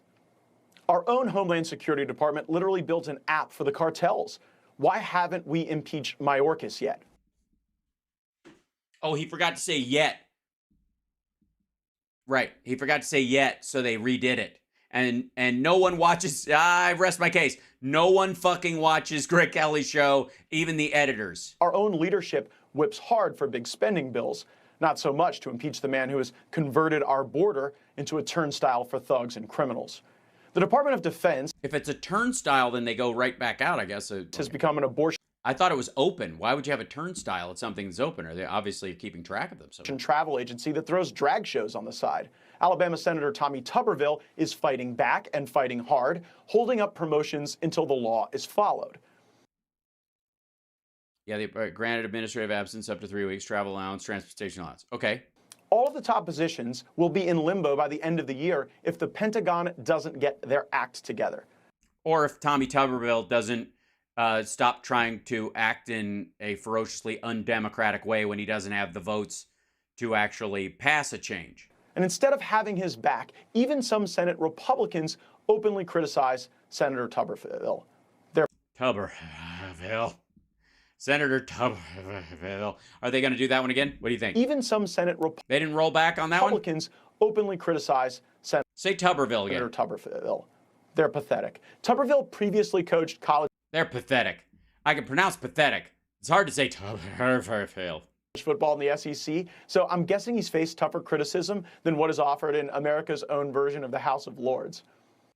America's own version of the House of Lords. Okay, we don't have a House of Lords because it's not about land ownership. You still have to get voted in. And secondly, no, he hasn't. Being yelled at over a fucking sports tournament of some sort between two teams has fuck all, like, the consequences of which are so much lower than leaving us unprepared militarily.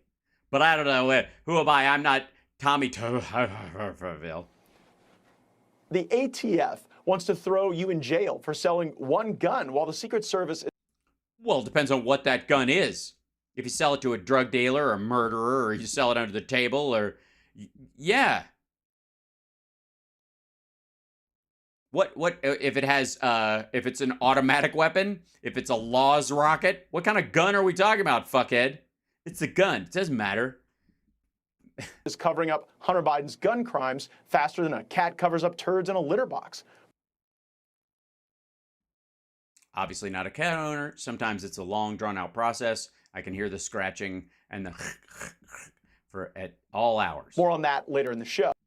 Good. More on cat turds later in the show. I get it. So you're going to have lunch with somebody? And federal government spending grew by 40% during COVID. Right. Most of it when Trump was president. And Multi-trillion-dollar annual deficits are no way to run a civilized country. I can't even believe I have to say that. Well, we don't run them normally. A lot of times when we do run them, it's because there's a war or, in this case, a pandemic. It is degrading and insulting to the American people to dilute their spending power so that we can fund entities like the UN, the World Health Organization, other globalist entities, and whatever Zelensky can imagine asking for next. Right. I mean, Zelensky is why eggs are expensive. Now Republicans are trying to sell some You are a Republican. You are a Republican. 1% cut after a 40% increase in federal spending is some sort of monumental win. That would be like me gaining 20 pounds and then congratulating myself for downing a bag of kale chips on the way to Dairy Queen for another dipped cone. It doesn't make any sense. It doesn't make any sense. I've read it, and it still doesn't make any sense. Downing a bag of kale chips on my way to Dairy Queen to get another dipped cone.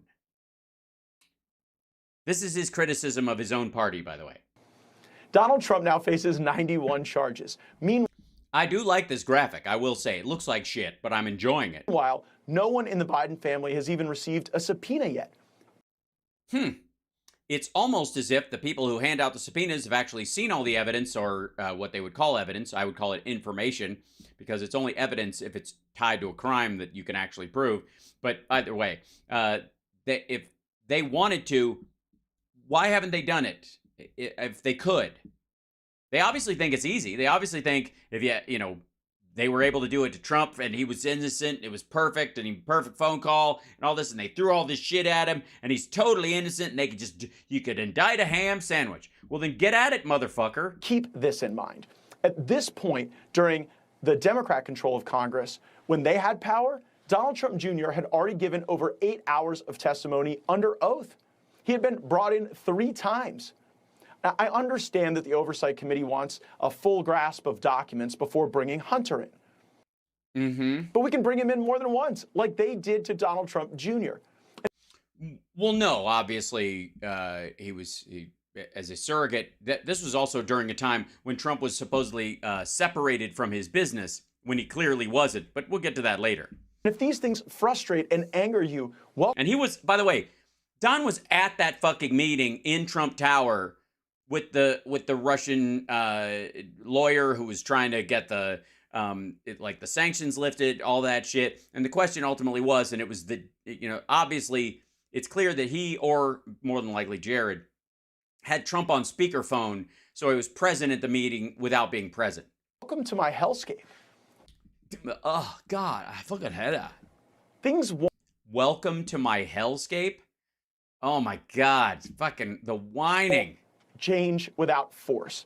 And they weren't supposed to be this way. I'm sounding the alarm now because we all have to take ownership for this, and we have to fix it immediately. Joe Biden is taking this... Yeah, should I time you, or... Let's see. How much time do you think he's going to need? I don't think my... Yeah, I just don't... My Apple Watch is good, but I don't think it goes in decades. Like, you can't set a timer for decades. Anybody know how to? Oh. Country and running it into the ground. And the deadline to fund government is quickly approaching, September 30th. Otherwise, we face a government shutdown. This is when many elites, all Democrats, and even some Republicans... Oh, okay. So I'm glad to know that Democrats, congratulations, we're elites now. Yep, we're elites.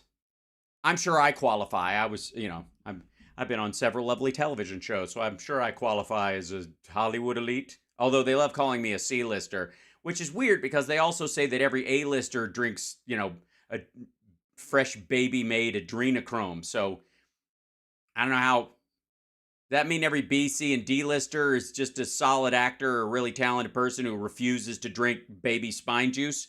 All right, I'll take that as a compliment, dickhead. We'll try to convince you that the world is ending and we must continue harmful, big spending policies of Joe Biden or else. Fall risks. House Republicans are threatening a government shutdown and an impeachment inquiry against President Biden. Congress returns to work this week, facing an end-of-the-month Excuse me. Oh, my gosh. deadline That ginger ale tickles my nose. on federal agencies or risk a government shutdown. With just a few more days until another possible government shutdown. Yeah, that's just materially true. Again, you got, yes, there are Republicans threatening to shut down the government for this specific, what the fuck? Who cares? You guys do this shit all the time. They're not scaremongering, it's true. But no, that's not true. We need to enforce a hard line and force their hand. There are so many things we're letting them get away with. But oh my God, they're getting away with everything, you guys. anyone who speaks out against these policies will watch out. You're an extremist. Yeah, you're an extremist. The things they say about you. Oh my God. Like, really? Come on. I mean, bro. From the White House themselves. Here's what they had to say. Does this guy, where do you go to college? Do they actually, is there a class you take on being smarmy? Or is there a specific frat you join to learn how? Oh my God. Like, God, this is like so. In a statement, they said the last thing the American people deserve is for extreme House Republicans to trigger a government shutdown. I know that. No. Oh, no.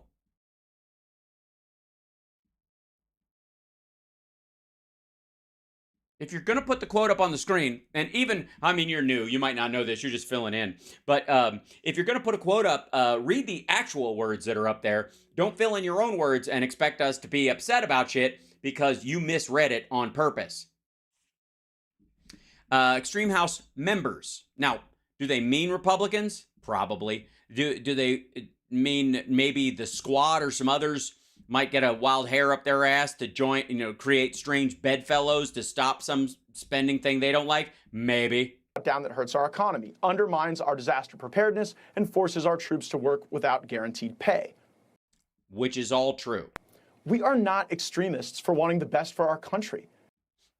Yeah, and the best thing for our country is for our troops to work without guaranteed pay, and for us to not be prepared for a disaster, and for us to immediately pay down everything after a pandemic as fast as possible in an economically detrimental way that can cut off all social programs and leave people in a lurch right as they're getting their life back in order again, because God damn it, Republicans have a hair's breadth lead in the House. And there is no way to drain the swamp without cutting off the money and stopping its flow to Biden's weaponized government.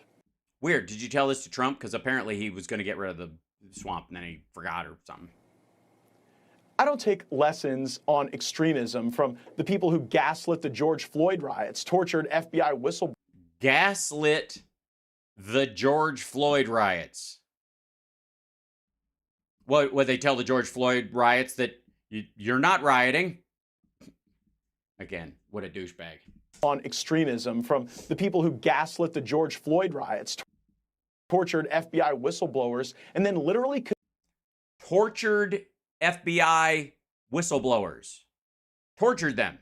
Tortured FBI. Okay, so no one, literally no one. This is like the burning straw man. Converted the vice presidency into an ATM machine for a ne'er-do-well son. Oh, we're going back to the Obama-Biden. I was like, what did Kamala Harris do? Reports are out this weekend that the Biden administration is setting up a war room with dozens of lawyers, legislative aides, and comm staffers. Yeah, like fucking adults getting ready to deal with a problem so that they don't get distracted. Notice what he's not doing is setting up golf trips, which is what Trump did during his legal troubles, and that's why they've come back to bite him in the ass. To lead an aggressive response to impeachment inquiries. Aggressive response. Is this the current state of like college broadcasting classes? Is this how he thinks? Is this how he thinks people behave when they host shows? Does he? I'm gonna like hit that word. Is that? Because I feel like I'm watching another broadcaster. Just pick anybody at random, Tucker or Laura Ingraham, through Gaetz's eyes. Like, this is what he sees them doing when he watches. Like, I love when they get like this, when they're like nuh-uh, and they put like nuh-uh energy and everything. Imagine if they had put that much effort into securing the southern border, set up a war room for that. But of course, they don't care as much about your safety as they do about keeping power. And they think that power is in jeopardy. Well, if people don't feel safe, eventually you're going to lose the vote, no matter what. So obviously, they have a reason to keep that power, even if they're just power hungry. As a matter of fact, you could argue that sealing up the border and doing something, stuff that's drastic like that is specifically a power grab. Jeopardy. Now, one man in the House who does sincerely want to cut spending is Paul Gosar, Budget Chairman Jody Arrington of Texas. At the beginning of this Congress, Chairman... If you question the swamp, you're extreme, is the... See, this is a recurring theme. I mean, this is all stupid, but this is the part... Question. You hear this shit all the time. Alex Jones did the exact same fucking thing in a clip where like it's the whole, we're just asking questions. We're just asking questions. If you even ask a question, you get thrown in jail. No one ever is getting thrown in jail for asking a question. Not fucking once. Find me a situation where a person has been fined or kicked off of someplace, even when they're asking the question erroneously. They're faking it. Or it's sarcastic or ironic, and everybody knows it. If it's still written or said in the form of a question, you don't get in trouble. That's why the fallback is, I'm just asking questions, when they've just made a series of fucking statements. Like, this idea, if you question the swamp, is just fucking ridiculous. Here's you want to call me extreme? Here, I'll question the swamp. I don't believe the swamp exists. How you like that? Feel free to at me. It's like the establishment. It's just this fucking made-up ghost story you guys tell each other. You might as well just say fucking Illuminati. Because at a certain point, like the mixture of like lobbyists and people from like the nursing union and the teachers union being the same as fucking Raytheon or Dow Chemical lobbyists, and that's equal parts swamp when they go to Congress people, where they specifically either have their headquarters or they have a particular issue in one of these districts, that those folks, they're doing it, it's all equally swampy. And it's fucking not. It's very different when Dow Chemical lobbies for a favor from the government and the nurses or the teachers union does it. But these guys want you to believe that it's all part of the same, just kind of generalized, you don't even understand it. I would argue that elites and swamp and establishment are like a stiff arm to you. Don't even try to understand it. Don't even try to think about it. It's the swamp. It's Chinatown, Jake. It's just it's so murky. The swamp is like, don't even try to understand it. If you stared at a swamp, you'd be like, I don't know, it looks dangerous and gross, and it's probably septic, and there's probably an alligator in there, and I don't even know where I'm going, and I don't my compass doesn't work. That's what swamp brings to mind when and it should to him too, because this motherfucker comes from a state with actual swamp. This idea of using that phrase, the establishment is like, these people made this thing and now they won't let you in, which it also projects onto your mind. What do they mean by establishment? Well, if it's established and you're not in it, then they're building a wall of their own to keep you out. Whereas our government system is such that you could absolutely run for fucking office and you could absolutely fucking win. The fact that this dickhead, even though he's second generation politics in Florida, his dad was big in Florida politics, even though that's true, tons of people run in Florida just fucking rando and win. Therefore, there is no establishment. It's just like the Twitter files. The minute Twitter could tell the FBI no, end of fucking story. There is no conspiracy. There is no control. The government is not shutting down free speech. They just made a suggestion, and some of the times Twitter said yes, and sometimes Twitter said no. That's not control. And so this constant bullshit about the fucking swamp. And the other thing is, if it's a fucking swamp, if DC's a fucking swamp and it's worthless and it's all just they don't understand the voters and blah blah blah, then stay in local fucking politics, asshole, and be the gatekeeper run for governor, run for state senate, be the legislative defensive line against federal overreach, if that's what you really fucking believe. Or you could bullshit everybody and tell them, don't throw me in that briar patch, essentially, and say, and spend half your time in DC doing exactly what you say the swamp is always doing, eating out with lobbyists and hanging out with your like bros in Congress and shit talking your constituents. I'm sick of this stuff. Like, I'm sick of the fucking, you guys know I hate the whole establishment bullshit line. But goddamn, am I tired of this fucking swamp nonsense. Especially coming from people who ran for office that they knew would take place in DC. You don't like the DC swamp? Here's a good idea. Become your state's comptroller. Like a real fucking job. One of the offices that almost nobody runs for because it's a pain in the ass. It's a lot of work.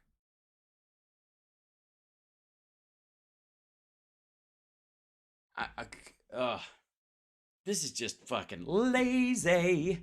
Oh, if Santos appears to be making a plea deal, well, I'm sure Matt will have him on as a guest to talk about it. If he takes a plea deal, does that mean he's got to vacate a seat? Because taking a plea deal, you're pleading guilty to something. Arrington presented a balanced budget plan to House Republicans. It was bold, serious, and absolutely necessary. Bold. Bold, meaning you don't have the votes. Bold in the way that if you presented this, there is no fucking way it clears any of the hurdles. Necessary to save the country. Though Representative Arrington and I don't agree on everything, I can honestly report to you that his work inspired me, that balanced budgets are not impossible. We can actually get there and do it. But we haven't seen that balanced budget up for a vote yet. And right, because it will not pass. Chairman Arrington joins us now to discuss why. Mr. Chairman, you really put on a show when you got conservatives fired up about the budget plan you presented at the beginning of this Congress. When can the American people expect to see it, and how would you describe the budget that your committee... Here's a good idea. Post it. You got a budget, put it on your fucking website. ...intends to mark up. Maybe you did. We'll see. Well, Matt, it's great to be with you, and we'll be rolling out this budget. It's a 10-year fiscal framework. We call it a budget resolution. Okay, so it's not a budget, it's a fiscal framework.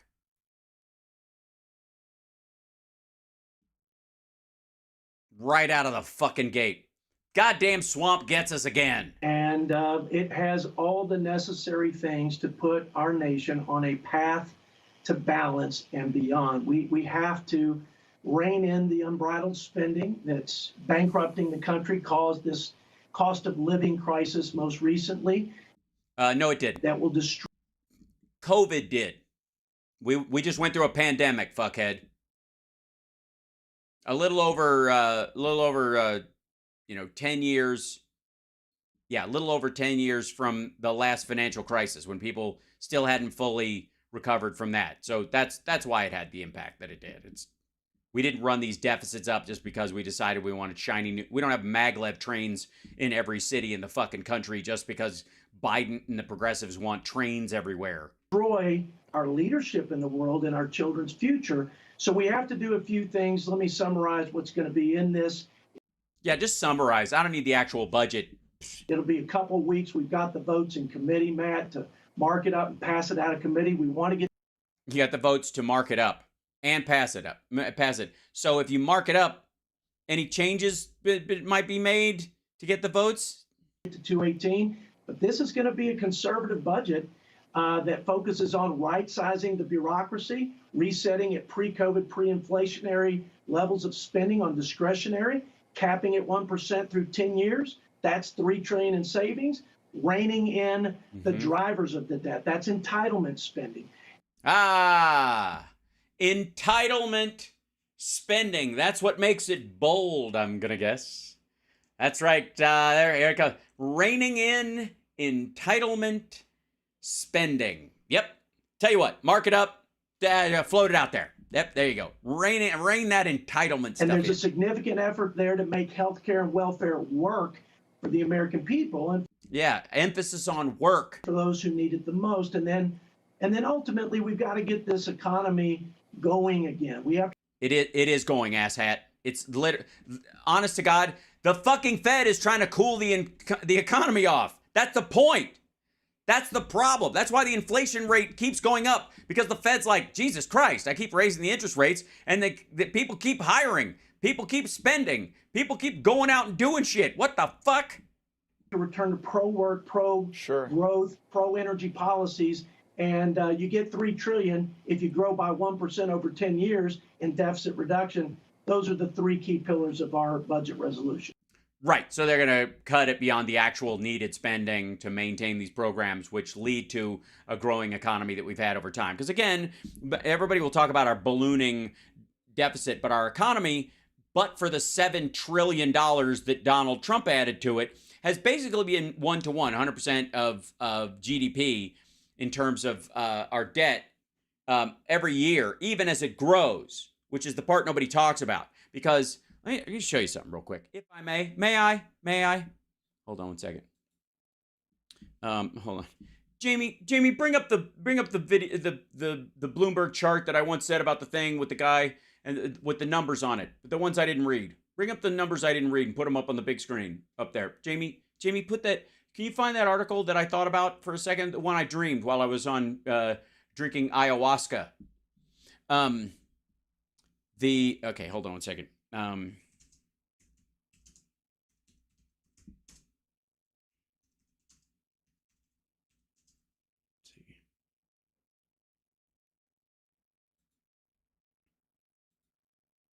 See if I can.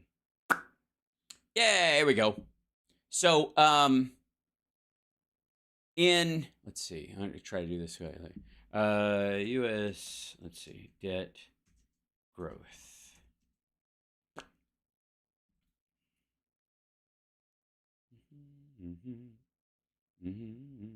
Well, let me get this chart. There you go. Now, whoops.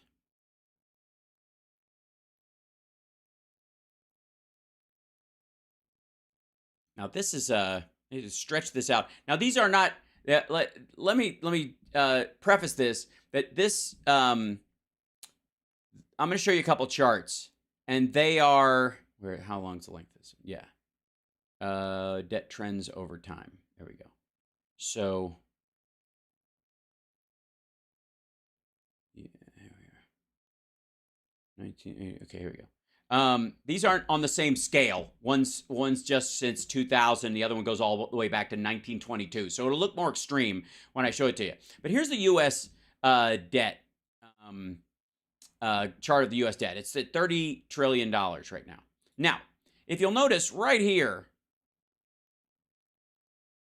pow, just fucking leaps. But it was still on a steady climb.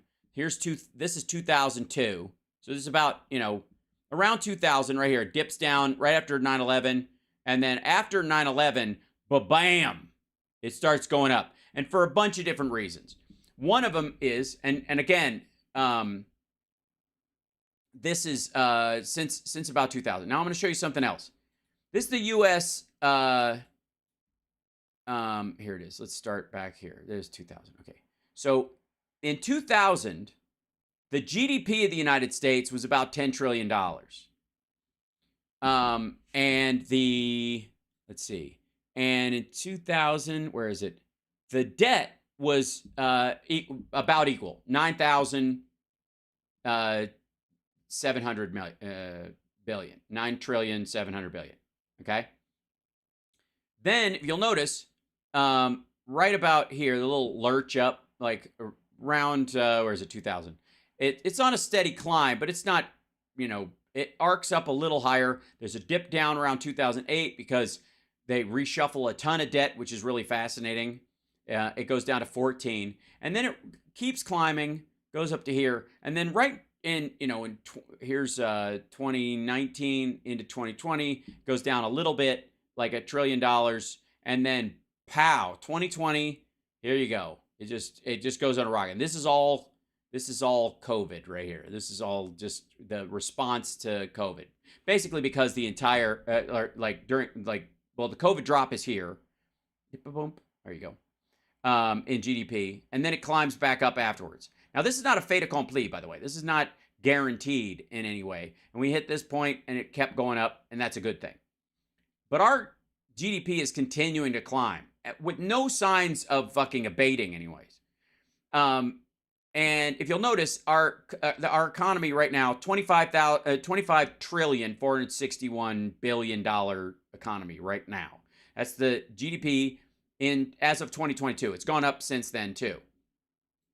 And our debt at its peak, if we had not taken on COVID, that same arc, if you'll notice, it's not that weird off. It's on pace without the dip.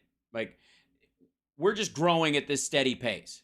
This was the hash, just like 2008 was a hash. But if you look, the GDP of the United States has been growing almost against the same arc. If you back up far enough, and you get a little distance, you get 50 years from now, all the news stories about the fucking economy will seem like, what were they yelling about? It just kind of, it's like the stock market since 1920, right? It's the same thing.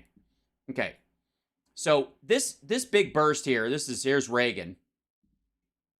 And then they just decided, this is when Republicans decided deficits don't matter, whatever, blah, blah, blah. But ultimately, a lot of these things are rotating debt that have a lot to do with putting money out into the world. As more and more economies we got more international. This is the global economy right here, is that they use US dollars as the reserve currency. So you got to print a lot of fucking dollars. And if you'll recall, when we print money, the US Treasury takes on debt to do it, right? This is what you've always heard. They print them, they write these treasuries, they print these dollars, and then they go out there, and then all this money's around causing inflation. Well, most of these are out in the fucking world. They're not even here. So, but I would like to remind everybody that here, again, this is the GDP of the United States since everybody was like, and all the people, the Republicans, it's Republican, Democrat, didn't fucking matter.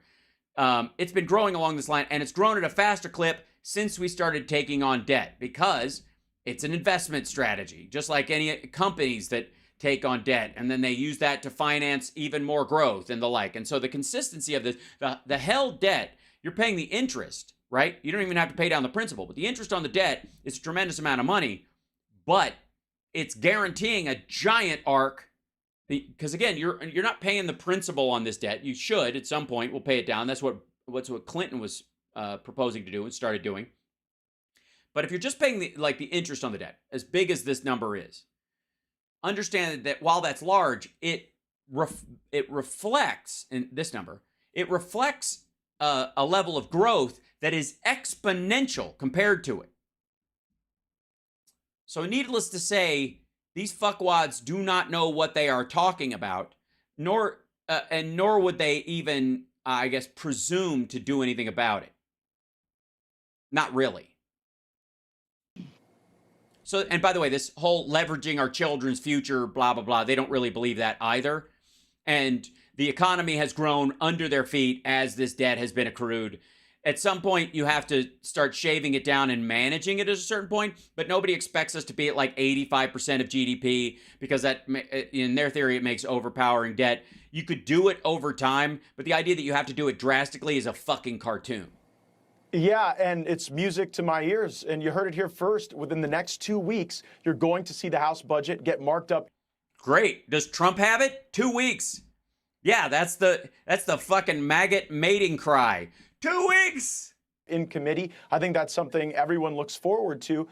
Now, by this stage of the game, I was hoping... And by the way, it should be mating call, but I said cry but I stand by it. I think that works better. That we would have the 12 individual appropriations bills moving to the floor. That hasn't happened yet. I'm concerned about that as we face a end of government funding at the end of the month. Do you share my concern that we haven't individually moved these appropriations bills to the floor? You're in charge of shit, fucko.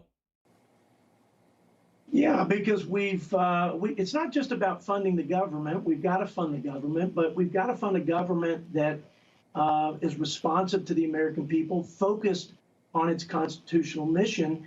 We've got to root out the woke and waste. We've got to root out the woke and waste. Got to. No, you don't. You gotta, the woke isn't costing us anything, fuckhead.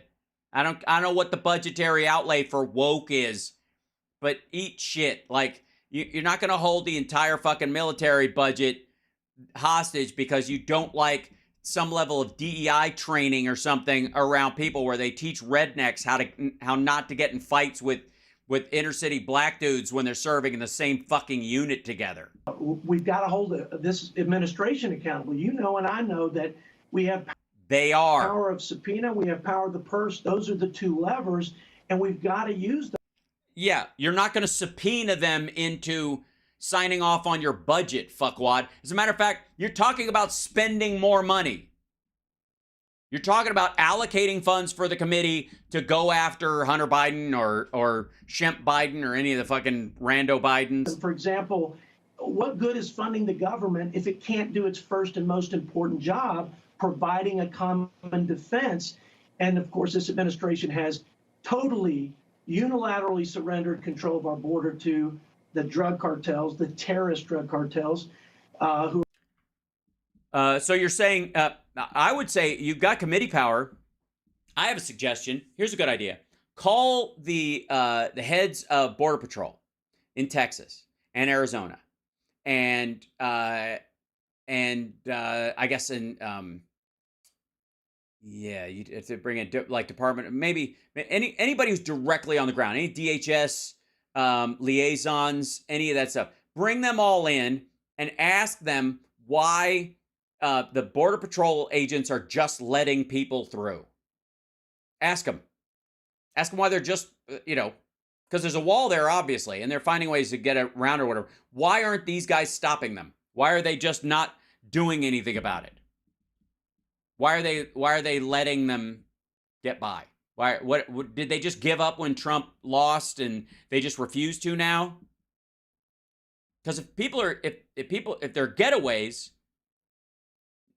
then make the argument of why and how they are getting away. Bring them in. You've already got that. You don't even have to add money to the budget for that. You already have oversight on that spending of the border.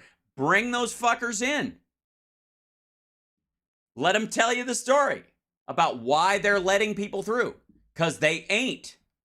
We're flooding our country and my home state with drugs and crime, and it's the leading cause of death for people 18 to 45 in this country. We're losing 300 Americans a day.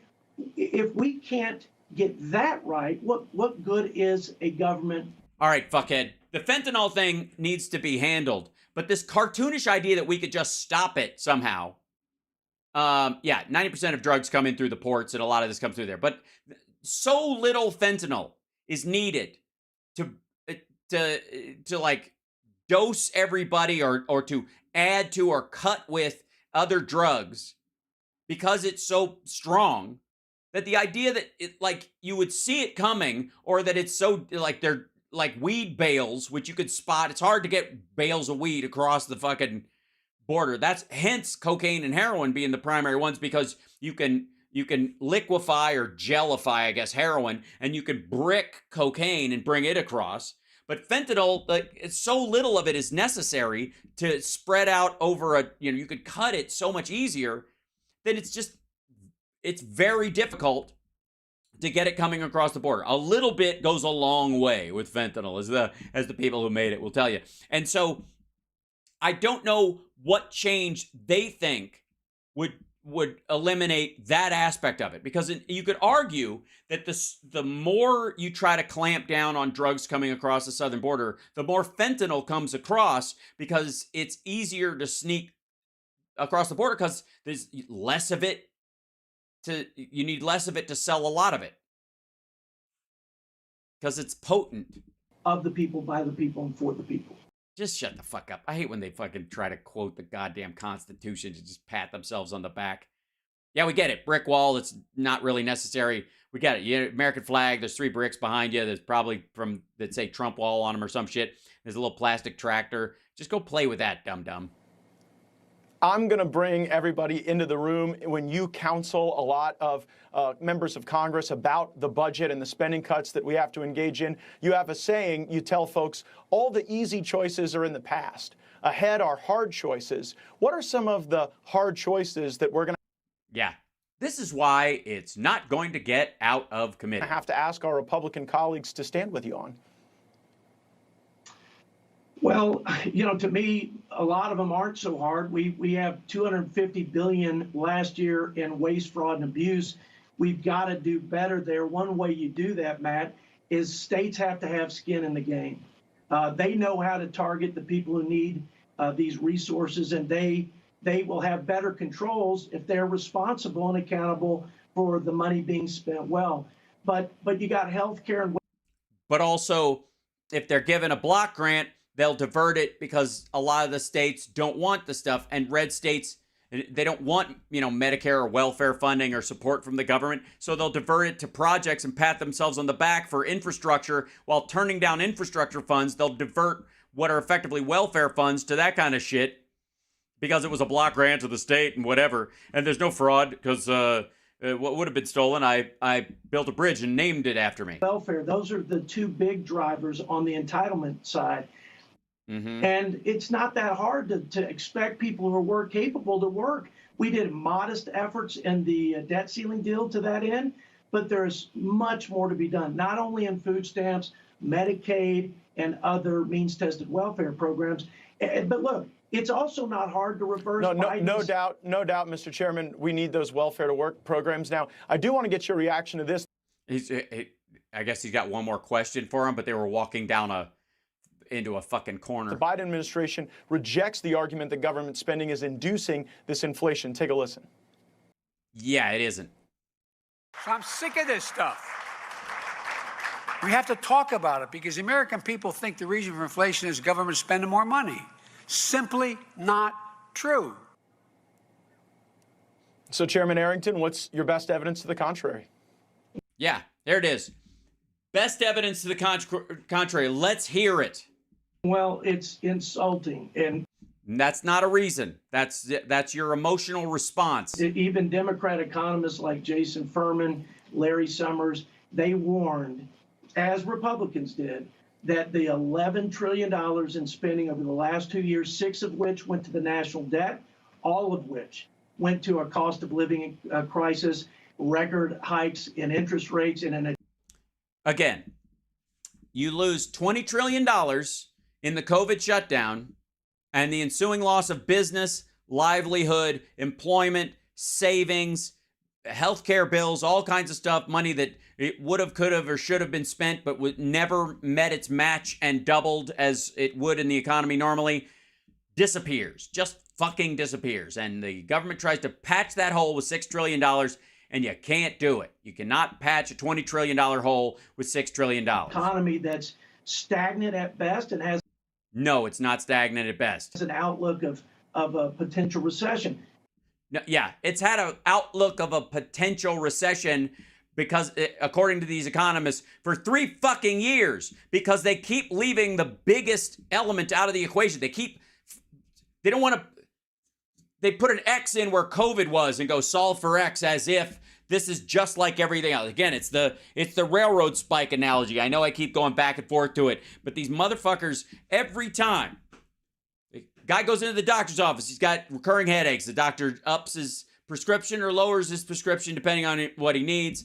And then one day he walks in with a railroad spike stuck through his head, and the doc says, "Head's still bothering you, huh? Let's up your, take a couple of Excedrin." It's not the same fucking thing. These assholes need to stop talking about government spending as if it was done out of nowhere. Same thing with 2009. That's why they all said the government was going to, like, the economy was going to crash under Obama. Everything was going to fucking fall apart because they're like, all this government spending. It's like, motherfucker, we're filling in a hole. This was caused by runaway spending. No, it was not. And failed economic policies like.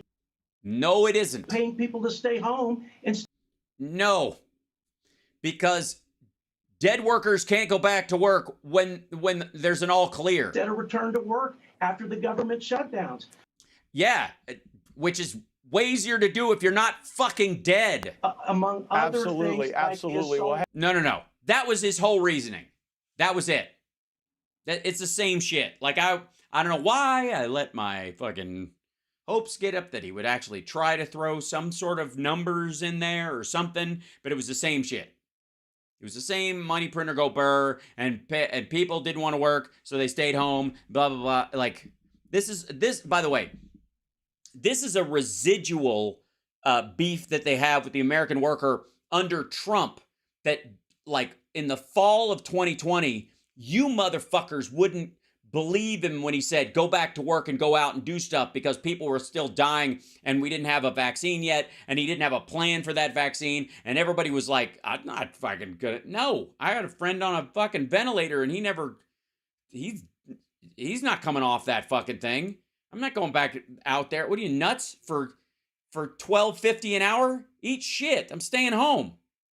And they're still mad about that. They're still mad at workers for not throwing themselves, out on the road of broken glass for Donald Trump so he could walk over their fucking backs. They're still mad at these workers who you're just paying people not to work.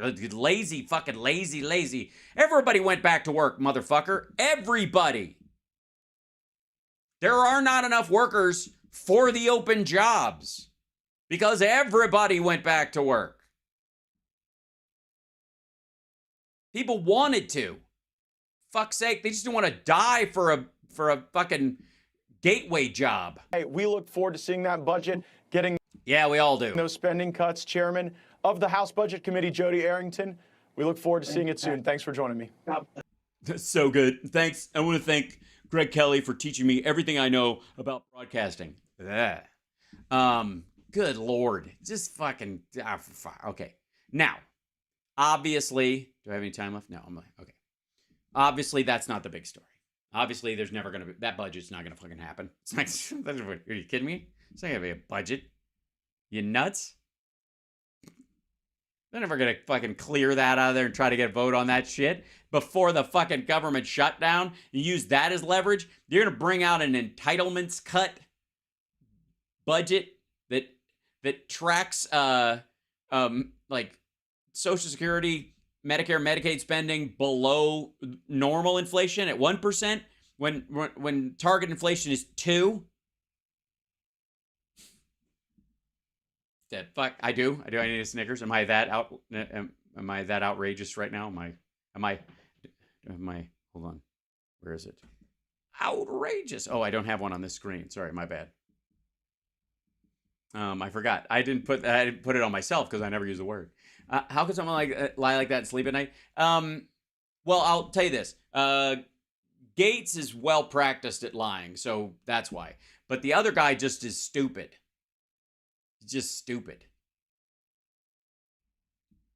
I'm dead serious. I think a sitting member of Congress hosting a fake news channel is criminal. Yeah, it's a little weird. It is, because it's, it's like a, I guess it builds his audience for if he's going to, maybe he doesn't get paid, but it's a contribution in kind to his campaign, I would say. Now, obviously, that's not the big story. You guys know what the big story. This is a big story.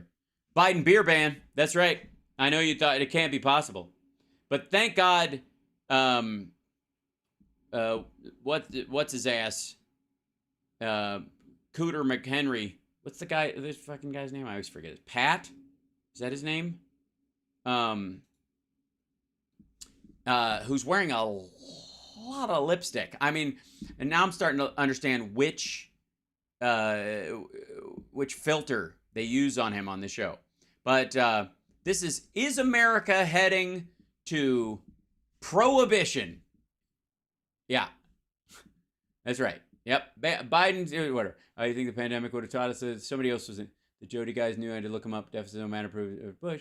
There's a lot of money in the SS reserve, but TQE borrowing is shrinking. Yeah, it's a sales pitch. All right. Are they drinking Bud Light? That's the irony. You guys are the ones that fucked that up. That's not us. Okay, so but this is Biden's move to ban beer.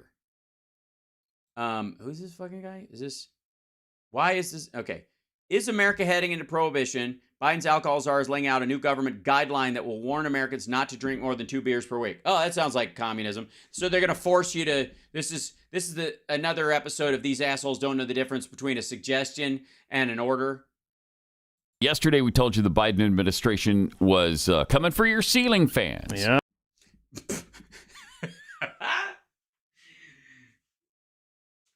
You did? And I missed it. Did they come in? It's still there. Are they scheduling when they're going to come in, or does anybody know why is the Biden administration coming for my ceiling fan? I didn't realize I was supposed to be horrified. But at least it's getting serious. First, your gas stove, which turned out to be nothing. Now your ceiling fan. After this, it's getting worse. Oh. And now they want to talk about how much beer Americans are drinking. Wait a second. Hang out there. If they take away the beer, who will we boycott? Americans could soon be advised to limit themselves to just 2 drinks a week. 2 drinks a week. That's what the paper says. Right in front of them. We'll be told to just have 2 drinks a week. This would be water, obviously. Sorry. President Biden's alcohol czar. I didn't know we had an alcohol czar. That's a problem. Huh. I'm sick of czars. I'm a sick of czars. I'm drunk right now. Do we need this? I mean, honestly, we gotta have a czar. What are you getting? Who the fuck is this guy? Intrusion in our lives. An alcohol. Oh my God, they're intruding in our lives, making these suggestions. This reminds me of when Michelle Obama tried to get me to like broccoli, and I'm not going to do it. I'm not. I live alone. I don't have to. Alcohol. Stop it. It's his hype man? This is his hype man? I think he could do better. I mean, does he just drive around and pick somebody up? Does this guy know what's going to happen to him after he's done hyping? Run for your life. Wow. Dr. George Koob told the Daily Mail that the Daily Mail, I see. The USDA could revise its alcohol recommendations to match. Oh, it could revise its alcohol recommendations. It could. Canada's guidelines. I like it when we follow Canada's lead because they're the ones who know. Well, they've got a head start on beer, eh? Because they know how to drink it professionally, eh? So, beauty. Right? I mean, that's the country that you say, yep, want to. On a few things, sure, they're lovely people. Be like them. Yeah, I think that's what Ronald Reagan was referring to in his City on a Hill speech. Yeah. He's like, I got to be more like Canada, City on a Hill. Because. Yeah, I don't know what he's talking about either. It was a reach.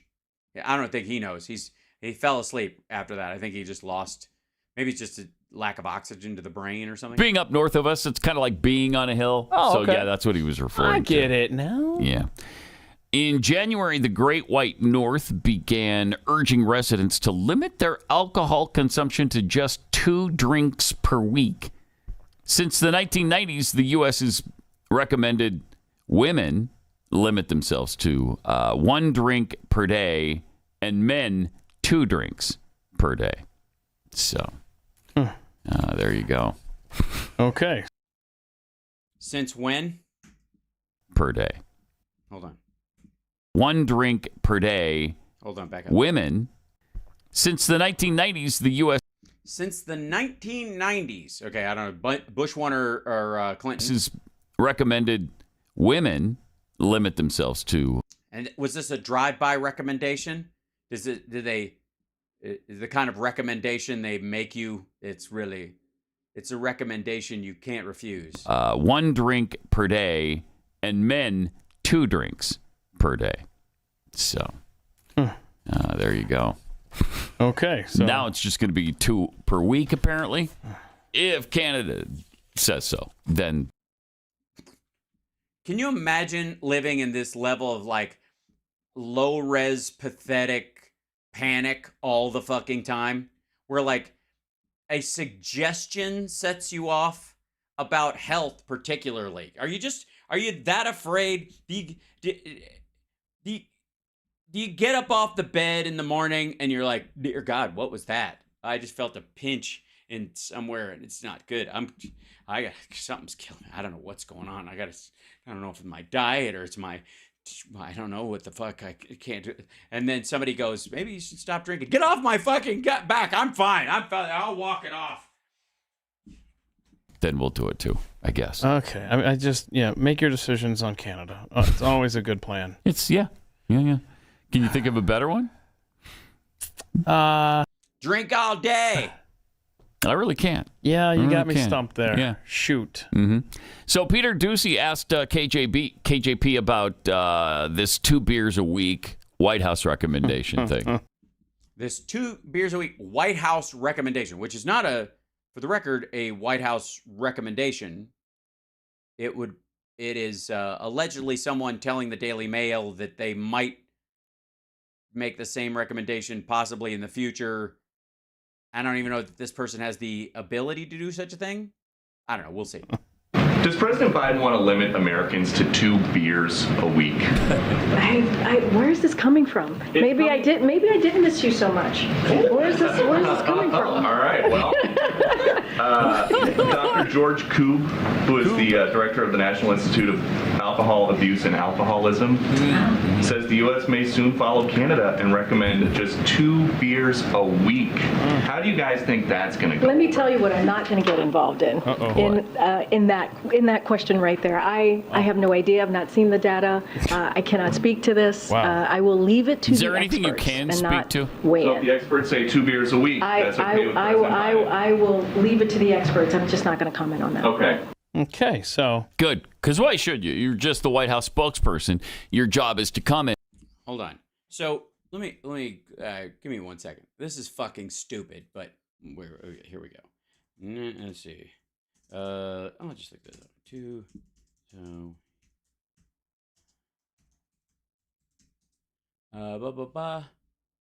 Let's see. Okay, so this is.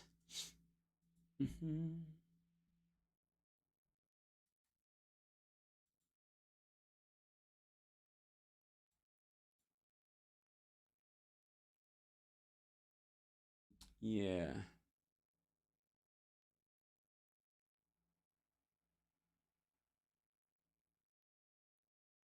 Yeah, I'm trying to find a. Yeah, okay, here we go. So, this is the article that they're talking about. Just so you know, this is Biden's alcohol czar. Let me shrink this down. Sorry. Dink. Okay. Biden's alcohol czar warns Americans could soon be told to limit themselves to just 2 beers per week under strict new booze guidelines. Okay. Again, strict means like they're in order. You can't have like a strict suggestion or a strict recommendation is simply a clear recommendation. You know what I mean? If they say, yeah, we recommend 3, we recommend 2, we recommend 5, every day you should have 4, fill in whatever these things are that you're imagining, you dirty, dirty bird. And that's just a clear recommendation. It's not strict unless they enforce it. There's no enforcement in this. Americans could be urged by officials to drink no more than 2 beers a week as part of strict new alcohol guidelines. Biden's health czar told DailyMail.com the USA could revise its alcohol advice to match Canada's. Koob, who admits enjoying a couple of glasses of Chardonnay a week, said he was watching Canada's big experiment with interest. If there's health benefits, I think people will start to reevaluate where we're at in the U.S. Current U.S. recommendations have this. This is him, I guess, in the interview that they're talking about, who directs the National Institute on Alcohol Abuse and Alcoholism, said the U.S. could lower its recommendation to match those in Canada. Per the U.S. guidelines, a drink is defined as containing 0.6 fluid ounces of alcohol, equivalent to 1 beer, 1 glass of wine at 12% alcohol, or 1 shot. Asked what direction the guys who changed it. He goes, I mean, they're not going to go up, I'm pretty sure. Yeah, 2 shots a day for men. So if alcohol consumption guidelines go in any direction, it would be toward Canada. All right, so they're not the same as Canada. They would go in the direction if the health benefits show up. And again, this is just a suggestion, so I don't even know how this fucking plays out in Canada. A major study this June warned that drinking any amount of alcohol raised the risk of someone suffering 60 diseases, including 33 that had never been linked to booze before. And God forbid the government should recommend that you not consume something that raises your risk of 60 diseases, including 33 that nobody had ever seen before. This is another Daily Mail article, it would seem, warning that drinking any amount of alcohol may raise the risk of 60 diseases, including 33 that liver cirrhosis, strokes, cancer are known risks of drinking alcohol, but researchers now say it can raise the chances of gout, cataracts, and fractures. Drinking alcohol can increase your risk of developing 60 diseases, let's see. But Oxford researchers who analyzed data from 500,000 men living in China have now found it can raise the risk of gout and cataracts. Other disorders never before linked include fractures, lung cancer, and circulatory diseases. Some of the links were apparent for low amounts of alcohol, even intake below NHS guidelines. Experts said that findings show that drinking alcohol is linked, I guess, is what they meant, to a much wider range of diseases than previously thought. Good solid writing, Daily Mail. You invented the language. Fucking use it. Meanwhile, this is get out of here. No, Biden doesn't want to limit drinkers to 2 beers a week, White House says. White House made clear to Beer Drinkers Friday that president does not support new U.S. guidelines, to limit their weekly consumption. Conservative media outlets ran with this, where the claim is absolutely false. White House Secretary said in a statement on Twitter, formerly known as Shitter, singling out a story from the Daily Mail, U.S. guidelines could be slack. The Daily Mail caused uproar among Republicans, quoting Coop as saying, he was observing Canada's new health recommendations that individuals consume more than 2 drinks to avoid. If there's health benefits, I think maybe we could start to reevaluate where we're at in the U.S. If alcohol consumption guidelines go in a direction, it would be toward Canada. That, again, doesn't mean matching Canada's. It means lowering the amount of recommendation, as opposed to raising it. That's what he said. Let's see. Where's this coming from? She said Coob never said he planned to recommend the same guidelines as Canada. And guidelines, the CD recommendations are not requirements or enforceable. Again, this is where the whole fucking strict bullshit comes from. And these are the same people, I would like to remind you, are the ones who say fake news and fake news all the time and fake news until they're quoting something that they want to use as a cudgel. And then, of course, it's to be taken at face value. On things. So thank you for not commenting on things. You had 2 weeks to brush up on your first press conference since the old man went out of town, and you couldn't be bothered to put that in your big book of everything. But that goes back to an earlier clip we just played about the decisions of this administration are based on equity. KJP's not in that role because she's good at it. Oh, fuck you, dude. She answered that one just fine. It's a stupid fucking question. You think Peter Ducey's in that job because he's good at it? His dad has been the host of Fox and Friends. You think he earned that fucking job? He has to be a complete douchebag or they won't even send him on assignment. Mm-hmm. She's in it because she checks boxes. Mm-hmm. Several. That's the kind of press conference. Yes. Educated, smart, capable. Yeah, those boxes. As you get. Woman? But what box did you check to get this fucking job? Honest to God. Because it looks like you chose a life as a gamer without gaming, which sounds incredibly disappointing as a life path. Lesbian? Black? I mean, what else could you? I mean, trans, I guess. You could throw that in. What the fuck are you talking about? It's a dumb question about a non-issue, and these motherfuckers, this is just gross. So what box do you check, dumbass? You wandering, low pace, poor, low information voter. You'll work for the shit the Blaze pays. You'll do what Glenn Beck tells you to. What boxes do you check? That's pretty good to check 3 boxes like that. That's awesome. That's awesome. That's why she's in it. That like if KJP were a sporting event, right? That would. Good Lord. They worked this out beforehand. Now they're getting into Greg Gutfeld territory. Be one hell of a parlay. You put money on that, you get a 3-fer. Yeah. Ching, ching, ching. Get like $10,000 or something. Well, I mean. Well, it depends on what you bet on it, I guess. Yeah. Oh, that reminds me. I got to check my baseball parlay last night. God damn it. This is it. Congrats. Congrats, Blaze. Some top of the line programming you got here. This is. KJP also had another recommendation for Americans yesterday. Oh, good. I like them. The president said in Tahoe that he had tentatively decided to recommend everyone get the new vaccine. When is he going to decide? New vaccine. So I think you've heard from the FDA and CDC. They've made an announcement on the new vaccine. So certainly they said that there'll be an updated vaccine mid-September, I believe. So we know that, as you all know, vaccinations against COVID-19 remains the safest protection for avoiding hospitalization, long-term health outcomes, and death, which is why we are going to be encouraging Americans to stay up to date on their vaccines. Yeah, no. These people never quit. Yeah, Pat doesn't want to interrupt his, his long chain of healthy days and lose that spring in his step.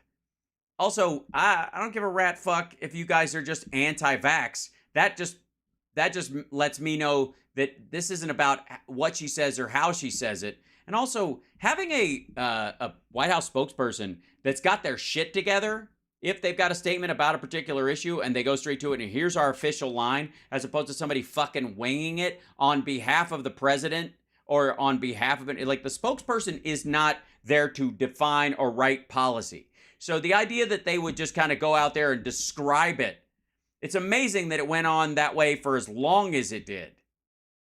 Because they're not part of the decision-making process. They're there to express it to other people. So the idea that they just sit around and go, okay, what's the official word? Because it's official and we're given the word. And they write it down and she specifically references it. And if she doesn't have anything on it, says, I'll get something to you on that. It's her fucking job. I don't want her winging it. I don't want anybody winging it. I love it when in between the written statements and the official line that they've worked out and the sort of, catchphrases that they might want to work into the conversation if they fucking dunk on some of these idiots, but that's not what they're there for. They don't. They don't quit. And, they don't. Despite all the evidence to the contrary, they're still holding to that line. Yeah. And what evidence to the contrary? Honest to God, being vaccinated, if you catch COVID, is the single best way to guarantee you don't end up hospitalized or dead and avoid long-term illness. That's it. The only part that didn't work out from how they thought it would work out, and this was during the Trump years, by the way, is that the vaccines would prevent you from spreading it to other people. Because it wouldn't grow enough in your system to get out. But the mRNA vaccines operate differently than kind of the standard old form. But then there were so many quick variants of this, it wouldn't work anyways. The Johnson & Johnson couldn't update fast enough. That's why the mRNA is more functional. I think we now understand why the last couple of weeks we've heard about the uptick. Even though we've shown you the charts, the uptick is coming. Oh my gosh, look out. Oh, by the way, we have a vaccine coming down the pike for about... That's the same thing about the flu, fuckhead. Mid-September. Oh, just a great coincidence there. Worked out perfect timing. Shut up. I wonder if we also hold the patent on that. I wonder how much money we're making from that. See, no one's going to go get the booster. What? Sorry, the U.S. has the patent on that? What are you trying to... Is the United States is profiting off? Is that what the case is? Or that Karine Jean-Pierre works for Moderna? If there's not a problem, there's not a problem, but they got to make you think there's a problem. I got news for you, asshat. Of the two of you, one of you will have the problem worse. Just barely, though, because I'm guessing comorbidities here will have his own issues. But Pat, at his advanced age and ill health, if he catches a bad dose of it, it won't go well. That's true of a lot of things. If there's but the idea that this guy's like, you don't fucking need that shit. Tell me that after you get long COVID, dummy. Not a problem. It's not a problem. It's not a problem. And besides, if it's gonna kill one of us, it's gonna kill you. My show. So that's fucking great. Good Lord. Let's see. So we got through Bill O'Reilly and we got through all that other shit. And can I do one more? I mean, you know how I am. I liked, because this one, we don't get to do a lot of Megyn Kelly. I might not even do the whole thing because even she seems bored of her actual stuff. But I will say what a lovely filter system she's got going on. It's very impressive. I feel like let's see if I can. I think I have that exact filter.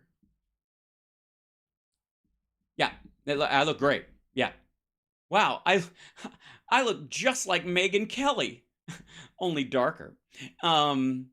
It's so wonderful to see you again. Oh, Megyn. Oh, Megyn. Oh, Megyn.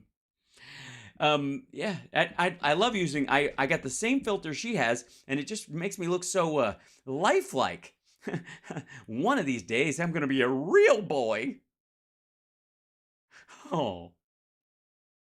I don't want to watch this, though, because I know I'll find it upsetting. Back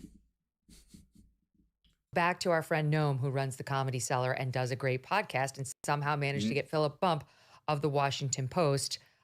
He's the writer, quote, focused largely on the numbers behind the politics, according to his bio. Here's it. No BS, no agenda, no fear. Subscribe. How long do you think before we check off all three of those? I think it's fear. Well, BS might be right out of the gate. Maybe we even don't see it because it's such bullshit. It's it's beyond knowing. It's just because she'll say, I think, and she didn't really think that way, so it's okay, BS. And then obviously there's an agenda, so fuck off. And then no fear. What do you think this is all going to be? Fear mongering, all of it.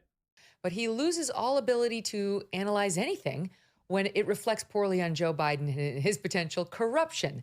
So we have a couple of sound bites from the interview, including where, and he had gone on, I think Noam had openly said, I want somebody to come on and debate with me whether there's evidence that Joe Biden is potentially corrupt and, how high this Hunter Biden scandal goes. He was looking for somebody who would disagree with him. I think Noam sees corruption and he's troubled, and he was looking for somebody in the press who would disagree with him, and Philip went on. And it didn't go very well. It did not go well for Phil. Wait, I didn't hear. Where was this offer? Why didn't I get to go on? Here's the first soundbite in which Phil is trying to defend Joe Biden on the claims of corruption sought to. This is so silly. So then find me evidence that Joe Biden acted on behalf of Burisma when he called for the firing of Shokin. Find me evidence of that. And there is none. I'm getting I just don't want to, yes, okay, if you want to nitpick and pick out specific isolated snippets of conversation between Devin Archer and Tucker Carlson, who's the least good faith actor in the history of human journalism, fine, great. First of all, I love this guy's Muppet voice. I think he's missed his calling, and he needs to be covered and felt immediately. We can have this conversation, but it's not getting to the point. And the point, I thought, was to evaluate this charge that Joe Biden had acted corruptly in regard to Shokin and Burisma. And there's no evidence of that, and Devin Archer's own sworn testimony undercuts your argument, regardless of his using the word spun or fed. Why didn't you play the answer? Right, and? Okay, so that's number one. There's no evidence that Joe Biden was acting on behalf of Burisma. First of all, that's just misstating the argument, right? It's just okay, that's just misstating the argument. Okay, nobody said that. Of course, they say that all the fucking time. It's the root of the argument, Megan. Straw man. That's not what people, not on behalf of Burisma, but on behalf of his own self-interests and those of his son. For Burisma, because Burisma asked for it and his son was making money, and it goes through that. Like, Again, this is splitting straws. In pushing for the firing of this prosecutor. That's the allegation. Not that he was working for Burisma, but that he was influenced by what would benefit his son and what would benefit himself. And what would benefit the entire United States of America and the taxpayer and the World Bank and the WTF and the Obama administration by who he was working for at the time on that particular task. Potentially, in pushing out this prosecutor in Ukraine who was going after Burisma for... Nope. See, we'd hit it sooner. BS. I call BS. Was not going after Burisma. Again, Shokin had a scam that he worked with everybody, which was start an investigation, put it on the shelf. If you don't pay him, he takes the folder off the shelf and puts it on somebody's desk. It's easier to pay the graft. It's part of life over there. So Shokin just had a machine.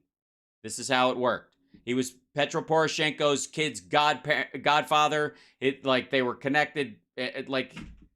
For corruption, and his son was sitting on the board of Burisma at the time. So Emily, that's how he misframes it, first of all, to make it better for his side, which is a mark of dishonesty. Just like you did. And then secondly, he wants like the smoking gun. He wants... Yes. This is the president of the United States, where the former president, we just heard an audio recording that he has copped to is actually his voice. This is not a deep fake or even a concern it's a deep fake. He brags about the contents of it, where he is holding up classified documents, showing them to people without the necessary classification or access to those documents, and saying, I could declassify these if I was president, but I'm not anymore, putting a lie to everything he said about every fucking document that he has at Mar-a-Lago. And that's the standard. That qualifies. That's a smoking tape. That's a smoking recording, as it were. But when you go after Biden and you're like, it's everywhere. There's so much corruption. It's all over the place. You can't walk around fucking DC without tripping over some goddamn Biden corruption. And yet you can't show me any. The email of the Burisma CEO saying, Mr. Vice President, please go get this corrupt prosecutor off of our backs because we would like to be corrupt ourselves on an ongoing basis and pay our money to you and your son. So please help us out. Like, that's not generally the way corruption works. But if you look... Well, I'll tell you what, as soon as it works that way, then you can claim that you have evidence. Through the actual evidence of what led up to the firing of that prosecutor, you will see very clearly, we went through it just last week on the show. Where was I? I've gone through this before. Shit, now I got to go back and look at her fucking video on it. All right, well, CSL, we'll see if we can find it, and I'll go through her whole fucking argument. I'd go through it, and I don't even trust that they cut the segment out yet. We're going to have to go hunt for it. That it was not State Department policy nor the plan to call for the firing of that prosecutor.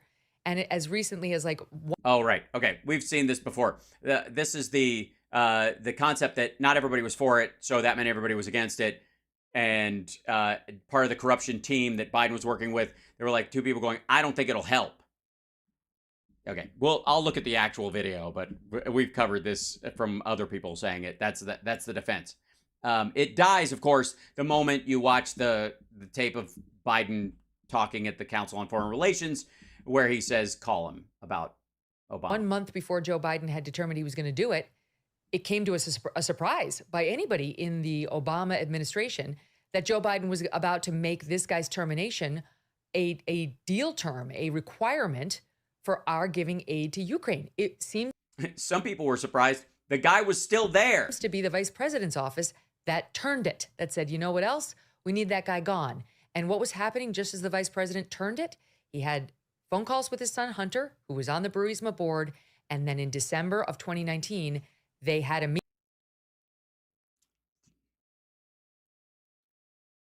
December of 2019. My guess is she means 2016 and she turned the number upside down. But if she means 2019, I would stack this up as another piece of bullshit. Of course, I have a big hole in my memory. Who was president in 2019? That he personally spoke with the head of Burisma, who we understand said, get this guy off my back, or said something to that effect. So this is what we've been He said this in 2019, did he? learning so far. You know, it's In 2019, when he was in, I guess, in hiding because he was being prosecuted in absentia in Ukraine because he'd fled. not smoking gun right there pointing at the dead body, but it's getting pretty close. And that's the thing with influence peddling, is that it's strategic. It's set up this way so that there never is a smoking gun. For I don't know. I think the Saudi sovereign wealth fund that Jared set up is a smoking gun. They should have just called it the Smoking Gun Wealth Fund. instance, unless there is literally a recording of Joe Biden at Cafe Milano or on Hi, fuckwad, Federalist lady. Comer's promised there are recordings. I wait for them with bated breath. Greg Kelly said sometime between the 5th of September and the end of October, around there, generally. We're going to hear them. on the golf course with the Burisma executives, everyone has plausible deniability and can just say, we were just golfing. We were just having martinis at Cafe Milano. So, nothing to see here, which is exactly what Philip Bump is doing. Because as much as you can tie this to Hunter, and he Hang on a second. Hold on.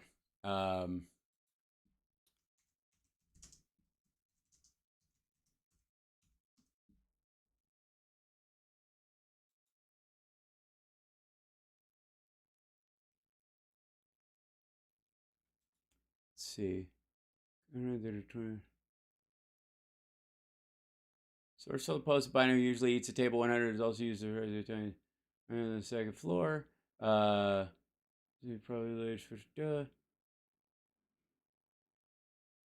this is the Post. I'm looking at a Post article right now. I think this might be related. This is this one says 2015 for this part of it. This is the inside the secret restaurant lair where Joe Biden met Hunter's cronies. After a half century working in the swamp, they know this way straight to my heart, don't they?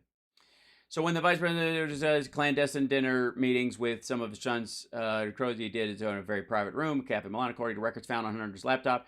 Dinner with Vadim Pasharsky, an executive of Ukrainian energy company, took place in the restaurant's garden room, April 2015. According to a dinner with Vadim Pasharsky with Joe or just Hunter? Okay. Source posted. Okay. Biden's also have said to have met with and former at Milano. That's after. That's 2017. A source told that Biden usually eats at table 100. Used the pricey Italian eater's private wine room on the second floor, where power players go for privacy. Where they met with his at his son's request. This is the 2017 thing. Milano's been known as the okay. This is notice how they're not showing. Yeah, there's a reason they're not showing picture or they're not dating this. This is 2017. I want to say. Canceled opera star Placido Domingo once he targeted assassination plot in 2011 when hitmen plotted to kill Milano regular Adele El Jaber at the restaurant was dubbed the second White House cafeteria by Page Six. It's considered the Capitol's ultimate lair for political and media powers and other elites. It doesn't exactly garner 5-star reviews. First-time visitor Milano can be surprisingly disappointed. I figure you have presidents, vice presidents. It'd be a great place. People watch, find food. Instead, my wife and I found it more like a Cirque du Soleil on an off night. There's Tom Cruise eating there. Okay. It's a fancy pants room. So what? Which means everybody goes there, which means you can't draw from many. Oh, fucking hell. But again, this picture is from 2017. The dinner they're talking, she says 2019. And this one, where was this? Took place. Okay, this Hunter Biden brought VP Joe to dinner with shady business partners. This is, Vice President Cosmic Business and Hunters. The dinner on April 16th, 2015 was held in the private garden room at Cafe Milano at Georgetown, where the world's most powerful go. The next day, Hunter received an email from, Dear Hunter, thank you for inviting me to DC and getting an opportunity to meet your father and spend some time together. It's really an honor and a pleasure. At the time, Burisma was paying him $83,000. Guest list prepared by Hunter 3 weeks before included Yelena Baturina, the woman who gave the money to Devin Archer, and her husband, corrupt Moscow Mayor Yuri Lushkov, who since has died, clearly from the food. Battery memoir to Rosemont Seneca Thornton LLC, a Delaware firm co-founded by Hunter and Devin Archer, a former advisor to a former advisor to Secretary of State John Kerry. I see. So this is the Post trying to make Devin Archer sketchy because he's with John Kerry. The wires were flagged in suspicious. Okay, that's the money. But told guests before the dinner that his father would be attending. In one email, he appears to his role. Okay, the reason for this dinner is ostensibly to discuss food security. Dad will be here, but keep that between us for now. Thanks. Everything is between us. All good. I know you mentioned your dad would probably join dinner as well. Dinner raised a question about how much Joe knew. We claim ignorance, blah, blah, blah. Thanks for inviting me there. Mexican ambassador represents the World Food Program. We're also at the guest. Okay.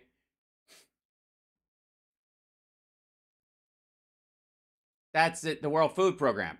So Hunter was the head of the World Food Program for a while. 3 seats for your Kaiser friend, 2 seats for your Landon husband, 2 seats for me, 3 seats for World Food Program USA people, Vadim, 3 ambassadors, total 14. MX, 3 ambassadors, total 14. I see. It's unclear if everyone on Hunter's list attended, including his dad.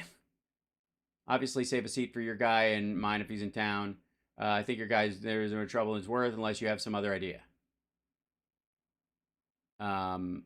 Archer's guy was Secretary of State John Kerry or somebody else. The World Food Program person said, what a wonderful evening, productive, thank you. So, yeah, that's when he was running the World Food Program thing. All right, well, fuck off with this.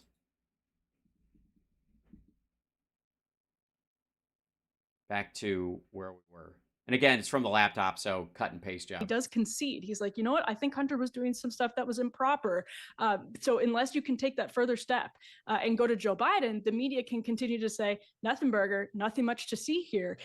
Yep. Yeah, I can keep saying that. Also, I can continue to say there is no Hunter Biden laptop, but feel free to prove me wrong. And it's actually, I mean, the way Noam sets this up, which I think is brilliant, is he's just like casually destroying Philip Bump. And there's something in the media called so casually that no one notices. Called nut picking, where, you know, you go it's called what now?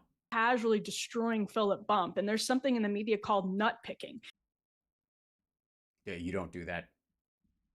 I mean, is that something you do to yourself or somebody else? Or? Where, you know, you go to the Iowa State Fair, find the craziest person and have some like Harvard educated journalists debate them on economic policy, whatever. Oh, I see. So this is how they catch maggots. Whatever it is. This is the exact. This is what Libs of TikTok does, you could argue. Opposite of that, because Noam starts the podcast by saying, I asked my friend, who is the smartest person who disagrees with me on Joe and Hunter Biden? And they said it was you, Philip Bump. And he just casually destroys Philip Bump's argument and shows where he's wrong, calmly, casually throughout the entire 1 hour of this podcast. And Philip Bump is an absolutely... Well, then why didn't you show that clip? Why did you just show the part where...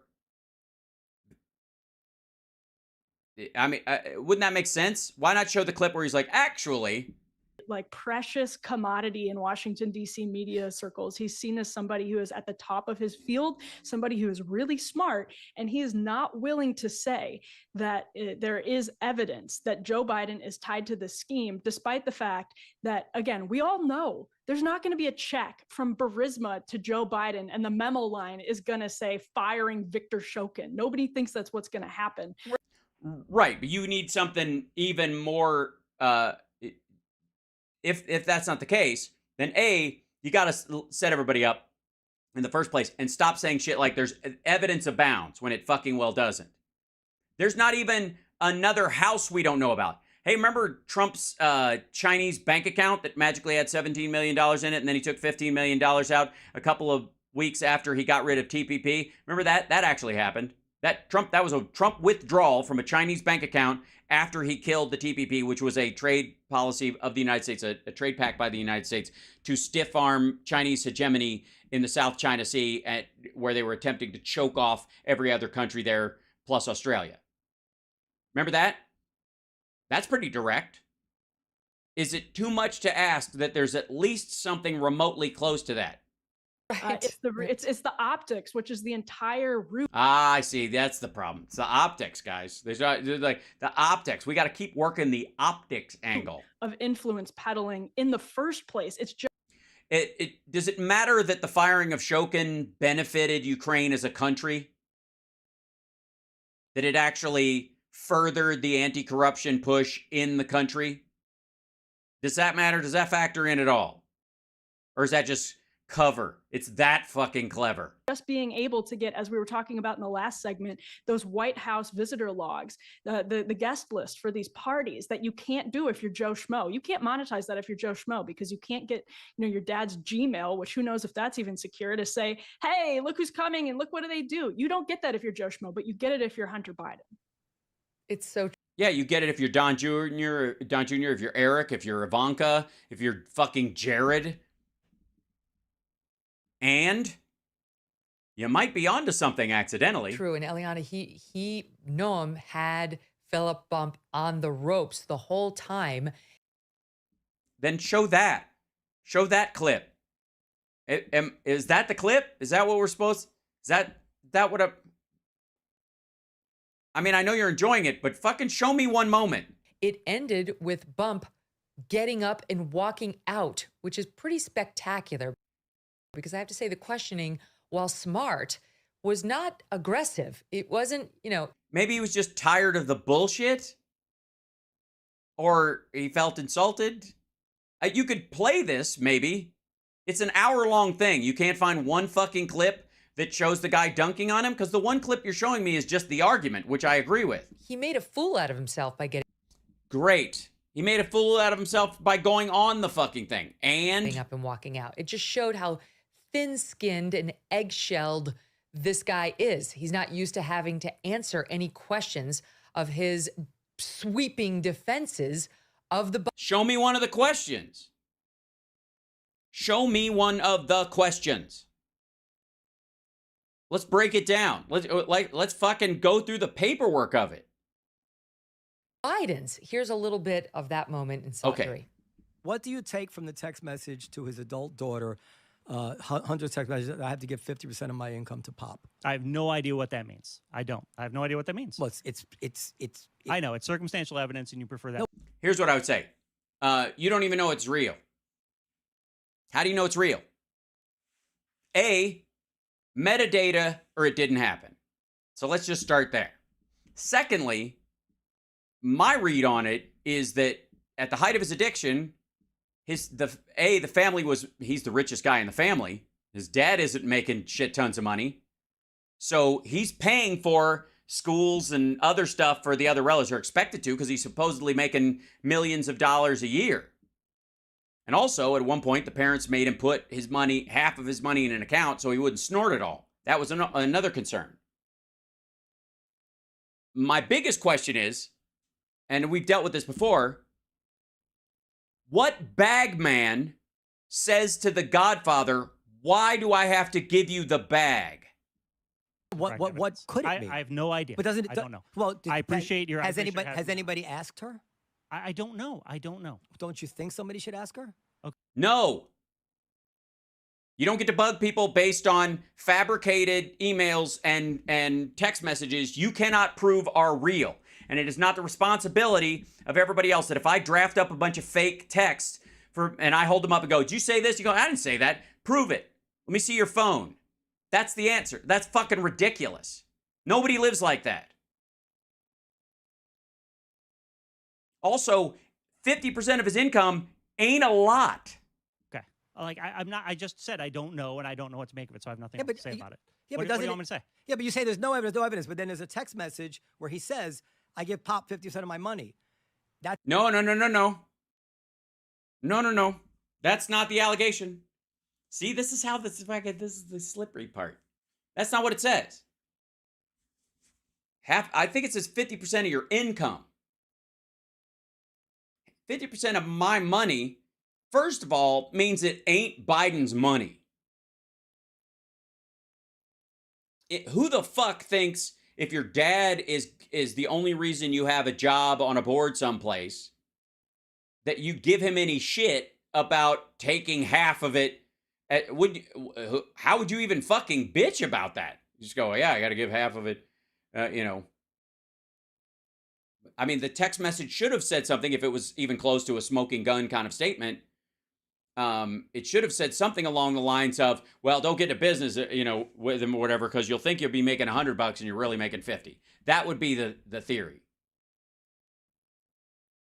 None of this points to anything other than everybody in the family having to pay for shit, or his parents locking up half his money in a trust because he's got kids and he's got a wife at the time, and they're worried he's going to snort it all. That's evidence. Okay, well, what? No, it's not. Okay, fine. So it's evidence. I appreciate you having me on. It doesn't. That something like that. Who do you think is being more? I listen to that and I'm saying, Am I? you can free to go. I feel you want me to leave, like just walk out in the middle of this, because that way you can you can go. Right. Is this a standard? Really, this is the way the Washington Post handles people who disagree with them. When I agree to be on for 45 minutes, go, and then go. I get on for an hour and 15. Yeah, that after a while I go. Thanks for having me. Oh my God, Elliot. Oh my God. He stayed an extra half an hour, and he just couldn't even deal with that fake text message that Rudy Giuliani used to print out and hold up. Donna, I'm so embarrassed for him. I have secondhand embarrassment. I'm like of two minds about this, Megan. I'm of two minds, Megan. One, I don't know why I have no personal effects on my furniture. It's just a thing. They're very strict around here. They only allow me to have a water purifier, and if my desk has I can have one framed picture, or I'm fired. Also, they have this person who comes in and raises one of my blinds just a little bit, but I'm not allowed to open the window. Anyways, what? Honestly, like, if Philip Bump is the smartest person who and the most qualified person who believes in Joe Biden, that's like a bad sign for Joe Biden. Just for the record, I would like to say I did not hear the offer was a thing. Now, I don't live in D.C. or in New York, so I think he did it in New York. He wanted somebody in town to come in and sit down in the cellar in their podcast room. I'll do it remotely, gladly. Everybody, let this fuck know. Send him this clip afterwards. I'm glad to do it. I'll walk him through all of it. And then all I ask is that he has printouts of the metadata from the texts and the emails to go along with the printouts from articles of secondhand fake emails and texts. That's all. I'm kidding. I'll do it without. He doesn't have to have all that stuff because it doesn't exist. your listeners who don't live in the Beltway, like Emily and me, I mean, Philip Bump is not a reporter. He's a political commentator who, blogs on the Washington Post website. He's not out there like breaking stories, as evidenced by the... Yes. Right now I'm on the beat of empty offices. A thing or not? We'll see. Total and utter lack of curiosity evinced during this interview, where I think typical people, when confronted with that sort of information, would say, yeah, that's interesting. Like, that's pretty damning text message. And I would. No, it's not. It actually, that text message, fuck me. We talked about this back when Rudy Giuliani was doing it on his common sense thing and he was holding up printouts of it. God damn it. It's exactly the opposite. Because if the allegation is that the big guy running things is Joe Biden and Hunter is just the bag man and he's bringing the money in for the family and Biden is controlling his drug addicted son and putting him in this situation so that he could make a bunch of money and blah, blah, blah, then why is he bitching about having to give the money? Why would anybody bitch about that? What he's talking about is paying his niece's fucking tuition at that point because he's mad. And he's got another deal that fell through because all of his deals are predicated, including the CEFC deal, including the one he was trying to do with Slavchevsky at one point, which was do business in the United States. I'm trying to bring foreign business, do business in the United States, not this shit out here. I don't want to live in fucking Ukraine. I don't want to live in Russia or in Macedonia or in fucking China. I want to live in the United States. Do your business here. I'll run your business here. At which point, by the way, those companies would be under the umbrella legally of the SEC, of American law. That's what he was shooting for. All those deals, every fucking one of them. And he got pissed off. You could see him when he said, I'm sitting here with my father, and if this shit doesn't happen, blah, blah. That whole thing, which, again, I question its validity. But the idea that he would, you yell at your blackmailer that way, or you yell at the people who are bribing you about doing something on their end. Who the fuck are you bribing? Right? Who do you yell at are you bribing them? In which case, the Bidens have control over the Chinese? Is that the part where it's fucking stupid? But the idea that, like, hope you don't have to give Pop half your money. No bagman says it's their money. It eats the whole fucking argument. And it amazed me back then that they keep bringing it up. I'm curious what they're referring to. The problem, I think, is that Philip is referring to paying everybody's goddamn tuition. Because it was like $50,000 at a pop. Bump's attitude in this interview is indicative pretty much of the rest of the mainstream media. Oh my God, these mainstreams in the media. And that's where we sort of run into You're on the Megyn Kelly show right now. She's on Sirius XM. I don't know if you noticed that. There's a little giveaway. Perhaps you can't see that floating there because that's not actually physically in your space. It's not like a little cyber bee floating around letting you know what channel you're on. You can see the back of it, and it's in 3 dimensions or something. But that would be a mainstream way to consume your media. By the way, as is YouTube. Problem. The Biden White House has lied repeatedly, not just to the American people about Joe Biden's relationship to Hunter Biden, Yeah, I don't even think he's his son. they discussed about Hunter Biden's business, directly about Hunter Biden's business, what money he did and didn't take. They've lied to the press about this. And the press has not gotten their dander up about the lies the bald-faced lies that the White House, Joe. Also, no, you have not caught them in some sort of bald-faced lie that they've talked about business in a way that they shouldn't when he shows up at a meeting and glad hands with people. Sorry. Like, I don't even need a smoking gun at this point. I need a receipt for bullets. How about that? Just bust up the alibi. Why don't you? Biden himself, his aides, the White House press secretary have told them in the same way that they have gotten their dander up when it was the Trump White House that lied to them. And I think that's well, at least, you know what? Wait, guys. Congratulations. A little bit of progress. She admits the Trump White House lied. There you go. Yeah. That's a moment. She deserves some free merch. How about this? There's a new Trump shirt that he's been selling. No, that's not. I don't think that's. I think it's going to be a big seller. Or okay. Anyways, back. where we run into a problem and the sort of emotionality. Like you can see Bump getting the emotionality. Fucking hell. We're going to talk about what you think of his emotional state when he's tired of talking circles with this asshole. Angry and irritated. After he stayed an extra half hour for a 45-minute podcast and this dickhead's just walking around in circles and asking him about stuff that he can't verify, no one can. So he's like, I don't know. I don't know anything about that. I can't comment on it. That's how an actual reporter works, dum-dum. Is the way you get, like, when you're emotionally invested, when you're on a team. Yes. And well, yeah, team truth, maybe. That didn't occur to you? Team no bullshit? Said. Like, the mainstream media, they had that kind. Hi, Megan. I don't think you watched this clip, or maybe somebody in your staff did at this point. I'll gladly walk you through all this bullshit. Honestly. I'll even do it.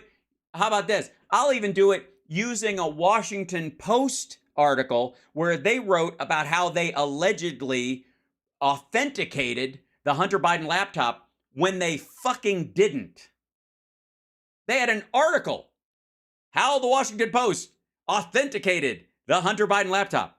A thing they never saw. And they only received a 4th-gen copy of a hard drive named laptop where folders had been added after the fact by Rudy Giuliani. And they had forensic people look at that, technicians look at that hard drive to authenticate a laptop that never existed. Now, I'll walk you through all that shit. And I promise between now and then that I will not, use any AI generated, compromising photos of you and Rudy Giuliani and an oversized turnip as part of my display.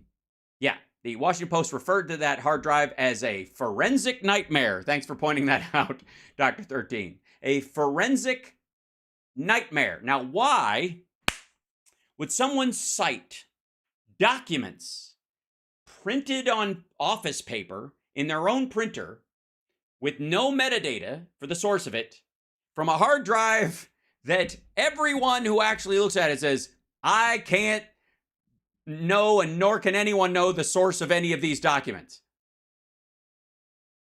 That's what you're going to rest this whole fucking thing on. Kind of emotional investment in going after Trump, in nailing their guy. And Well, I got to say, maybe, I don't know what it was that set him off. Maybe it was the bilking charities and having to pay $2 million in fines back to charities while lying about taking charity funds and using them to fucking change the light fixtures and buy a painting of himself in his fucking golf courses. Maybe that's what disgusted him about Trump, and he just had a chip on his shoulder about that motherfucker ever since. Maybe, just maybe, the guy's got a woman in his life. I don't know, a daughter, a wife, a friend, a mother, that he was like, you know what? The idea that this motherfucker would randomly walk up and grab him by the pussy and just think that's okay and think it's all right because he's a star and all that kind of stuff kind of pisses me the fuck off. And I'm even more irritated, pre-presidency even, that I couldn't just walk up and knock the fuck out of him because he's a litigious ass. So maybe that's it. Maybe it's the fact that he was fucking Stormy Daniels when Barron was 4 months old. Maybe that's what did it. Maybe he's an oldie but a goodie. Maybe the thing that he got him emotionally invested in not liking Trump and wanting to get Trump is that he's old enough to remember when Trump and his fucking dad were denying the ability for black people to rent in their buildings, and they were sued by the Department of Justice. Maybe that's it. Maybe it's the umpteen stories of him like barging in on like Miss Teen USA girls when they're undressing. Maybe it's just the fact that the dude partied with Jeffrey Epstein for 2 fucking decades and wants you to believe, I didn't see anything untoward. He just liked younger looking girls, I think. Guy knows how to party. Maybe it was because he hired as his attorney in one of the impeachments a guy who got multiple massages at Jeffrey Epstein's fucking house. And he partied with Jeffrey Epstein for 2 fucking decades. And when Jeffrey Epstein was finally arrested, he was president when he died in prison. Maybe that's it. I don't know why anybody would. What's not to like about Donald fucking Trump? Maybe he knows some trans people and thinks they'd serve amazingly well in the armed forces because they care about this country and they want to fight for their own freedoms.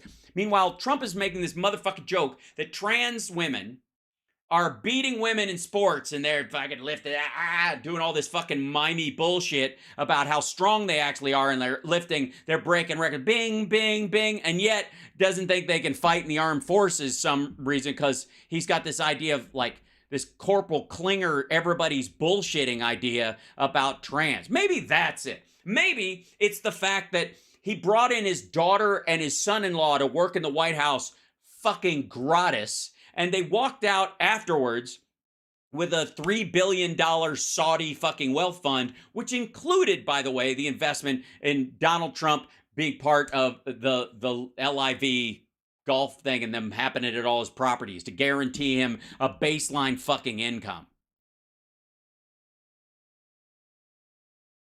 Maybe it's, you know what? This last one might be a little close to home. Maybe, just maybe. Let's see if I can. Hold on. Let's go back to, I don't want to miss it. Maybe, just maybe. It's I don't have a soul. There we go. Maybe, just maybe. Maybe the thing that he's emotionally invested in, Megan. And this, I'm going to end on this because I went long tonight anyways, and I appreciate you guys hanging out. Please like, subscribe, give a thumbs up, support the show. Patreon.com/AlSparks. Maybe Megan, maybe the thing that he's emotionally invested in why he fucking can't stand Trump, and he's got an emotional reaction to this fucking creep, is because he at one point alluded to you being on your period because you asked him tough questions. Wouldn't that be ironic? Wouldn't it be ironic if the thing that really switched that guy's light on about, like, you know what? Fuck this guy. I don't even like her, and I certainly don't like Fox News, but that's fucked up. That ever occur to you? Maybe that's it, Megan. Maybe that was the thing. Bleeding out of her, whatever. That's right. Blood coming out of who knows, right? Remember that?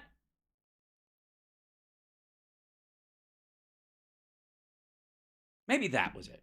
Maybe that's why he's got a dog in this fight. Maybe just as a man, I know I had my reaction to it.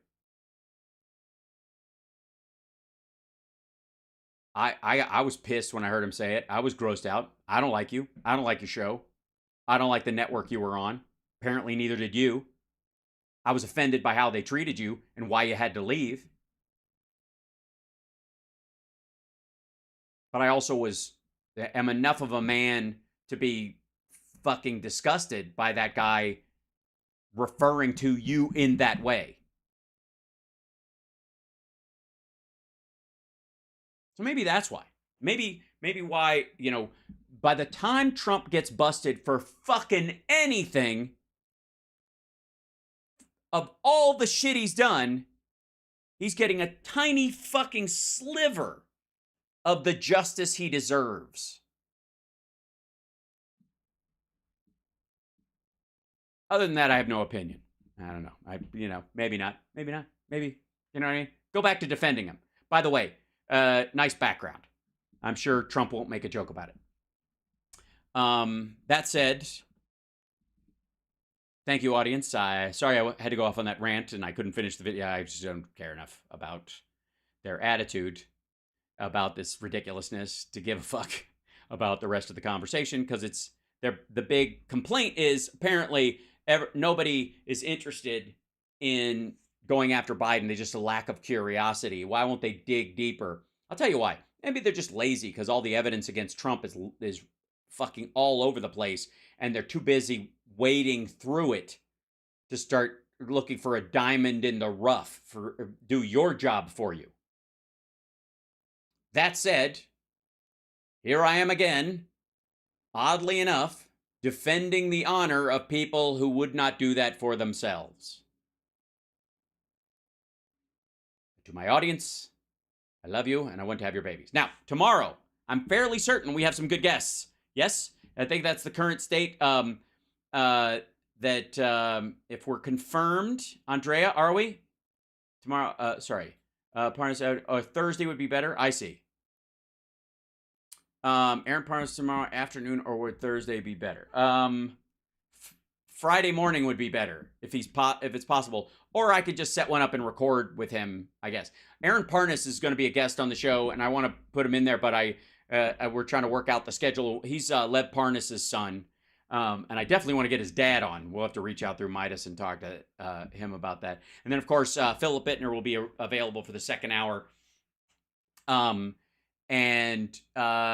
So lots to talk about. Obviously, huge moves happening in Ukraine. And remember, this one goes out to this one goes out to Megyn Kelly and anybody who's confused about why anybody doesn't like Donald Trump. What's not to like? Why are they always picking on him? Why is that? How come there's nobody? He's a swell guy. He didn't deserve this. He's just trying to gain power and dunk on the first woman candidate and treat her like shit. And then he ended up accidentally in the White House, and then now he's hawking a mugshot. That's what happens. Fuck.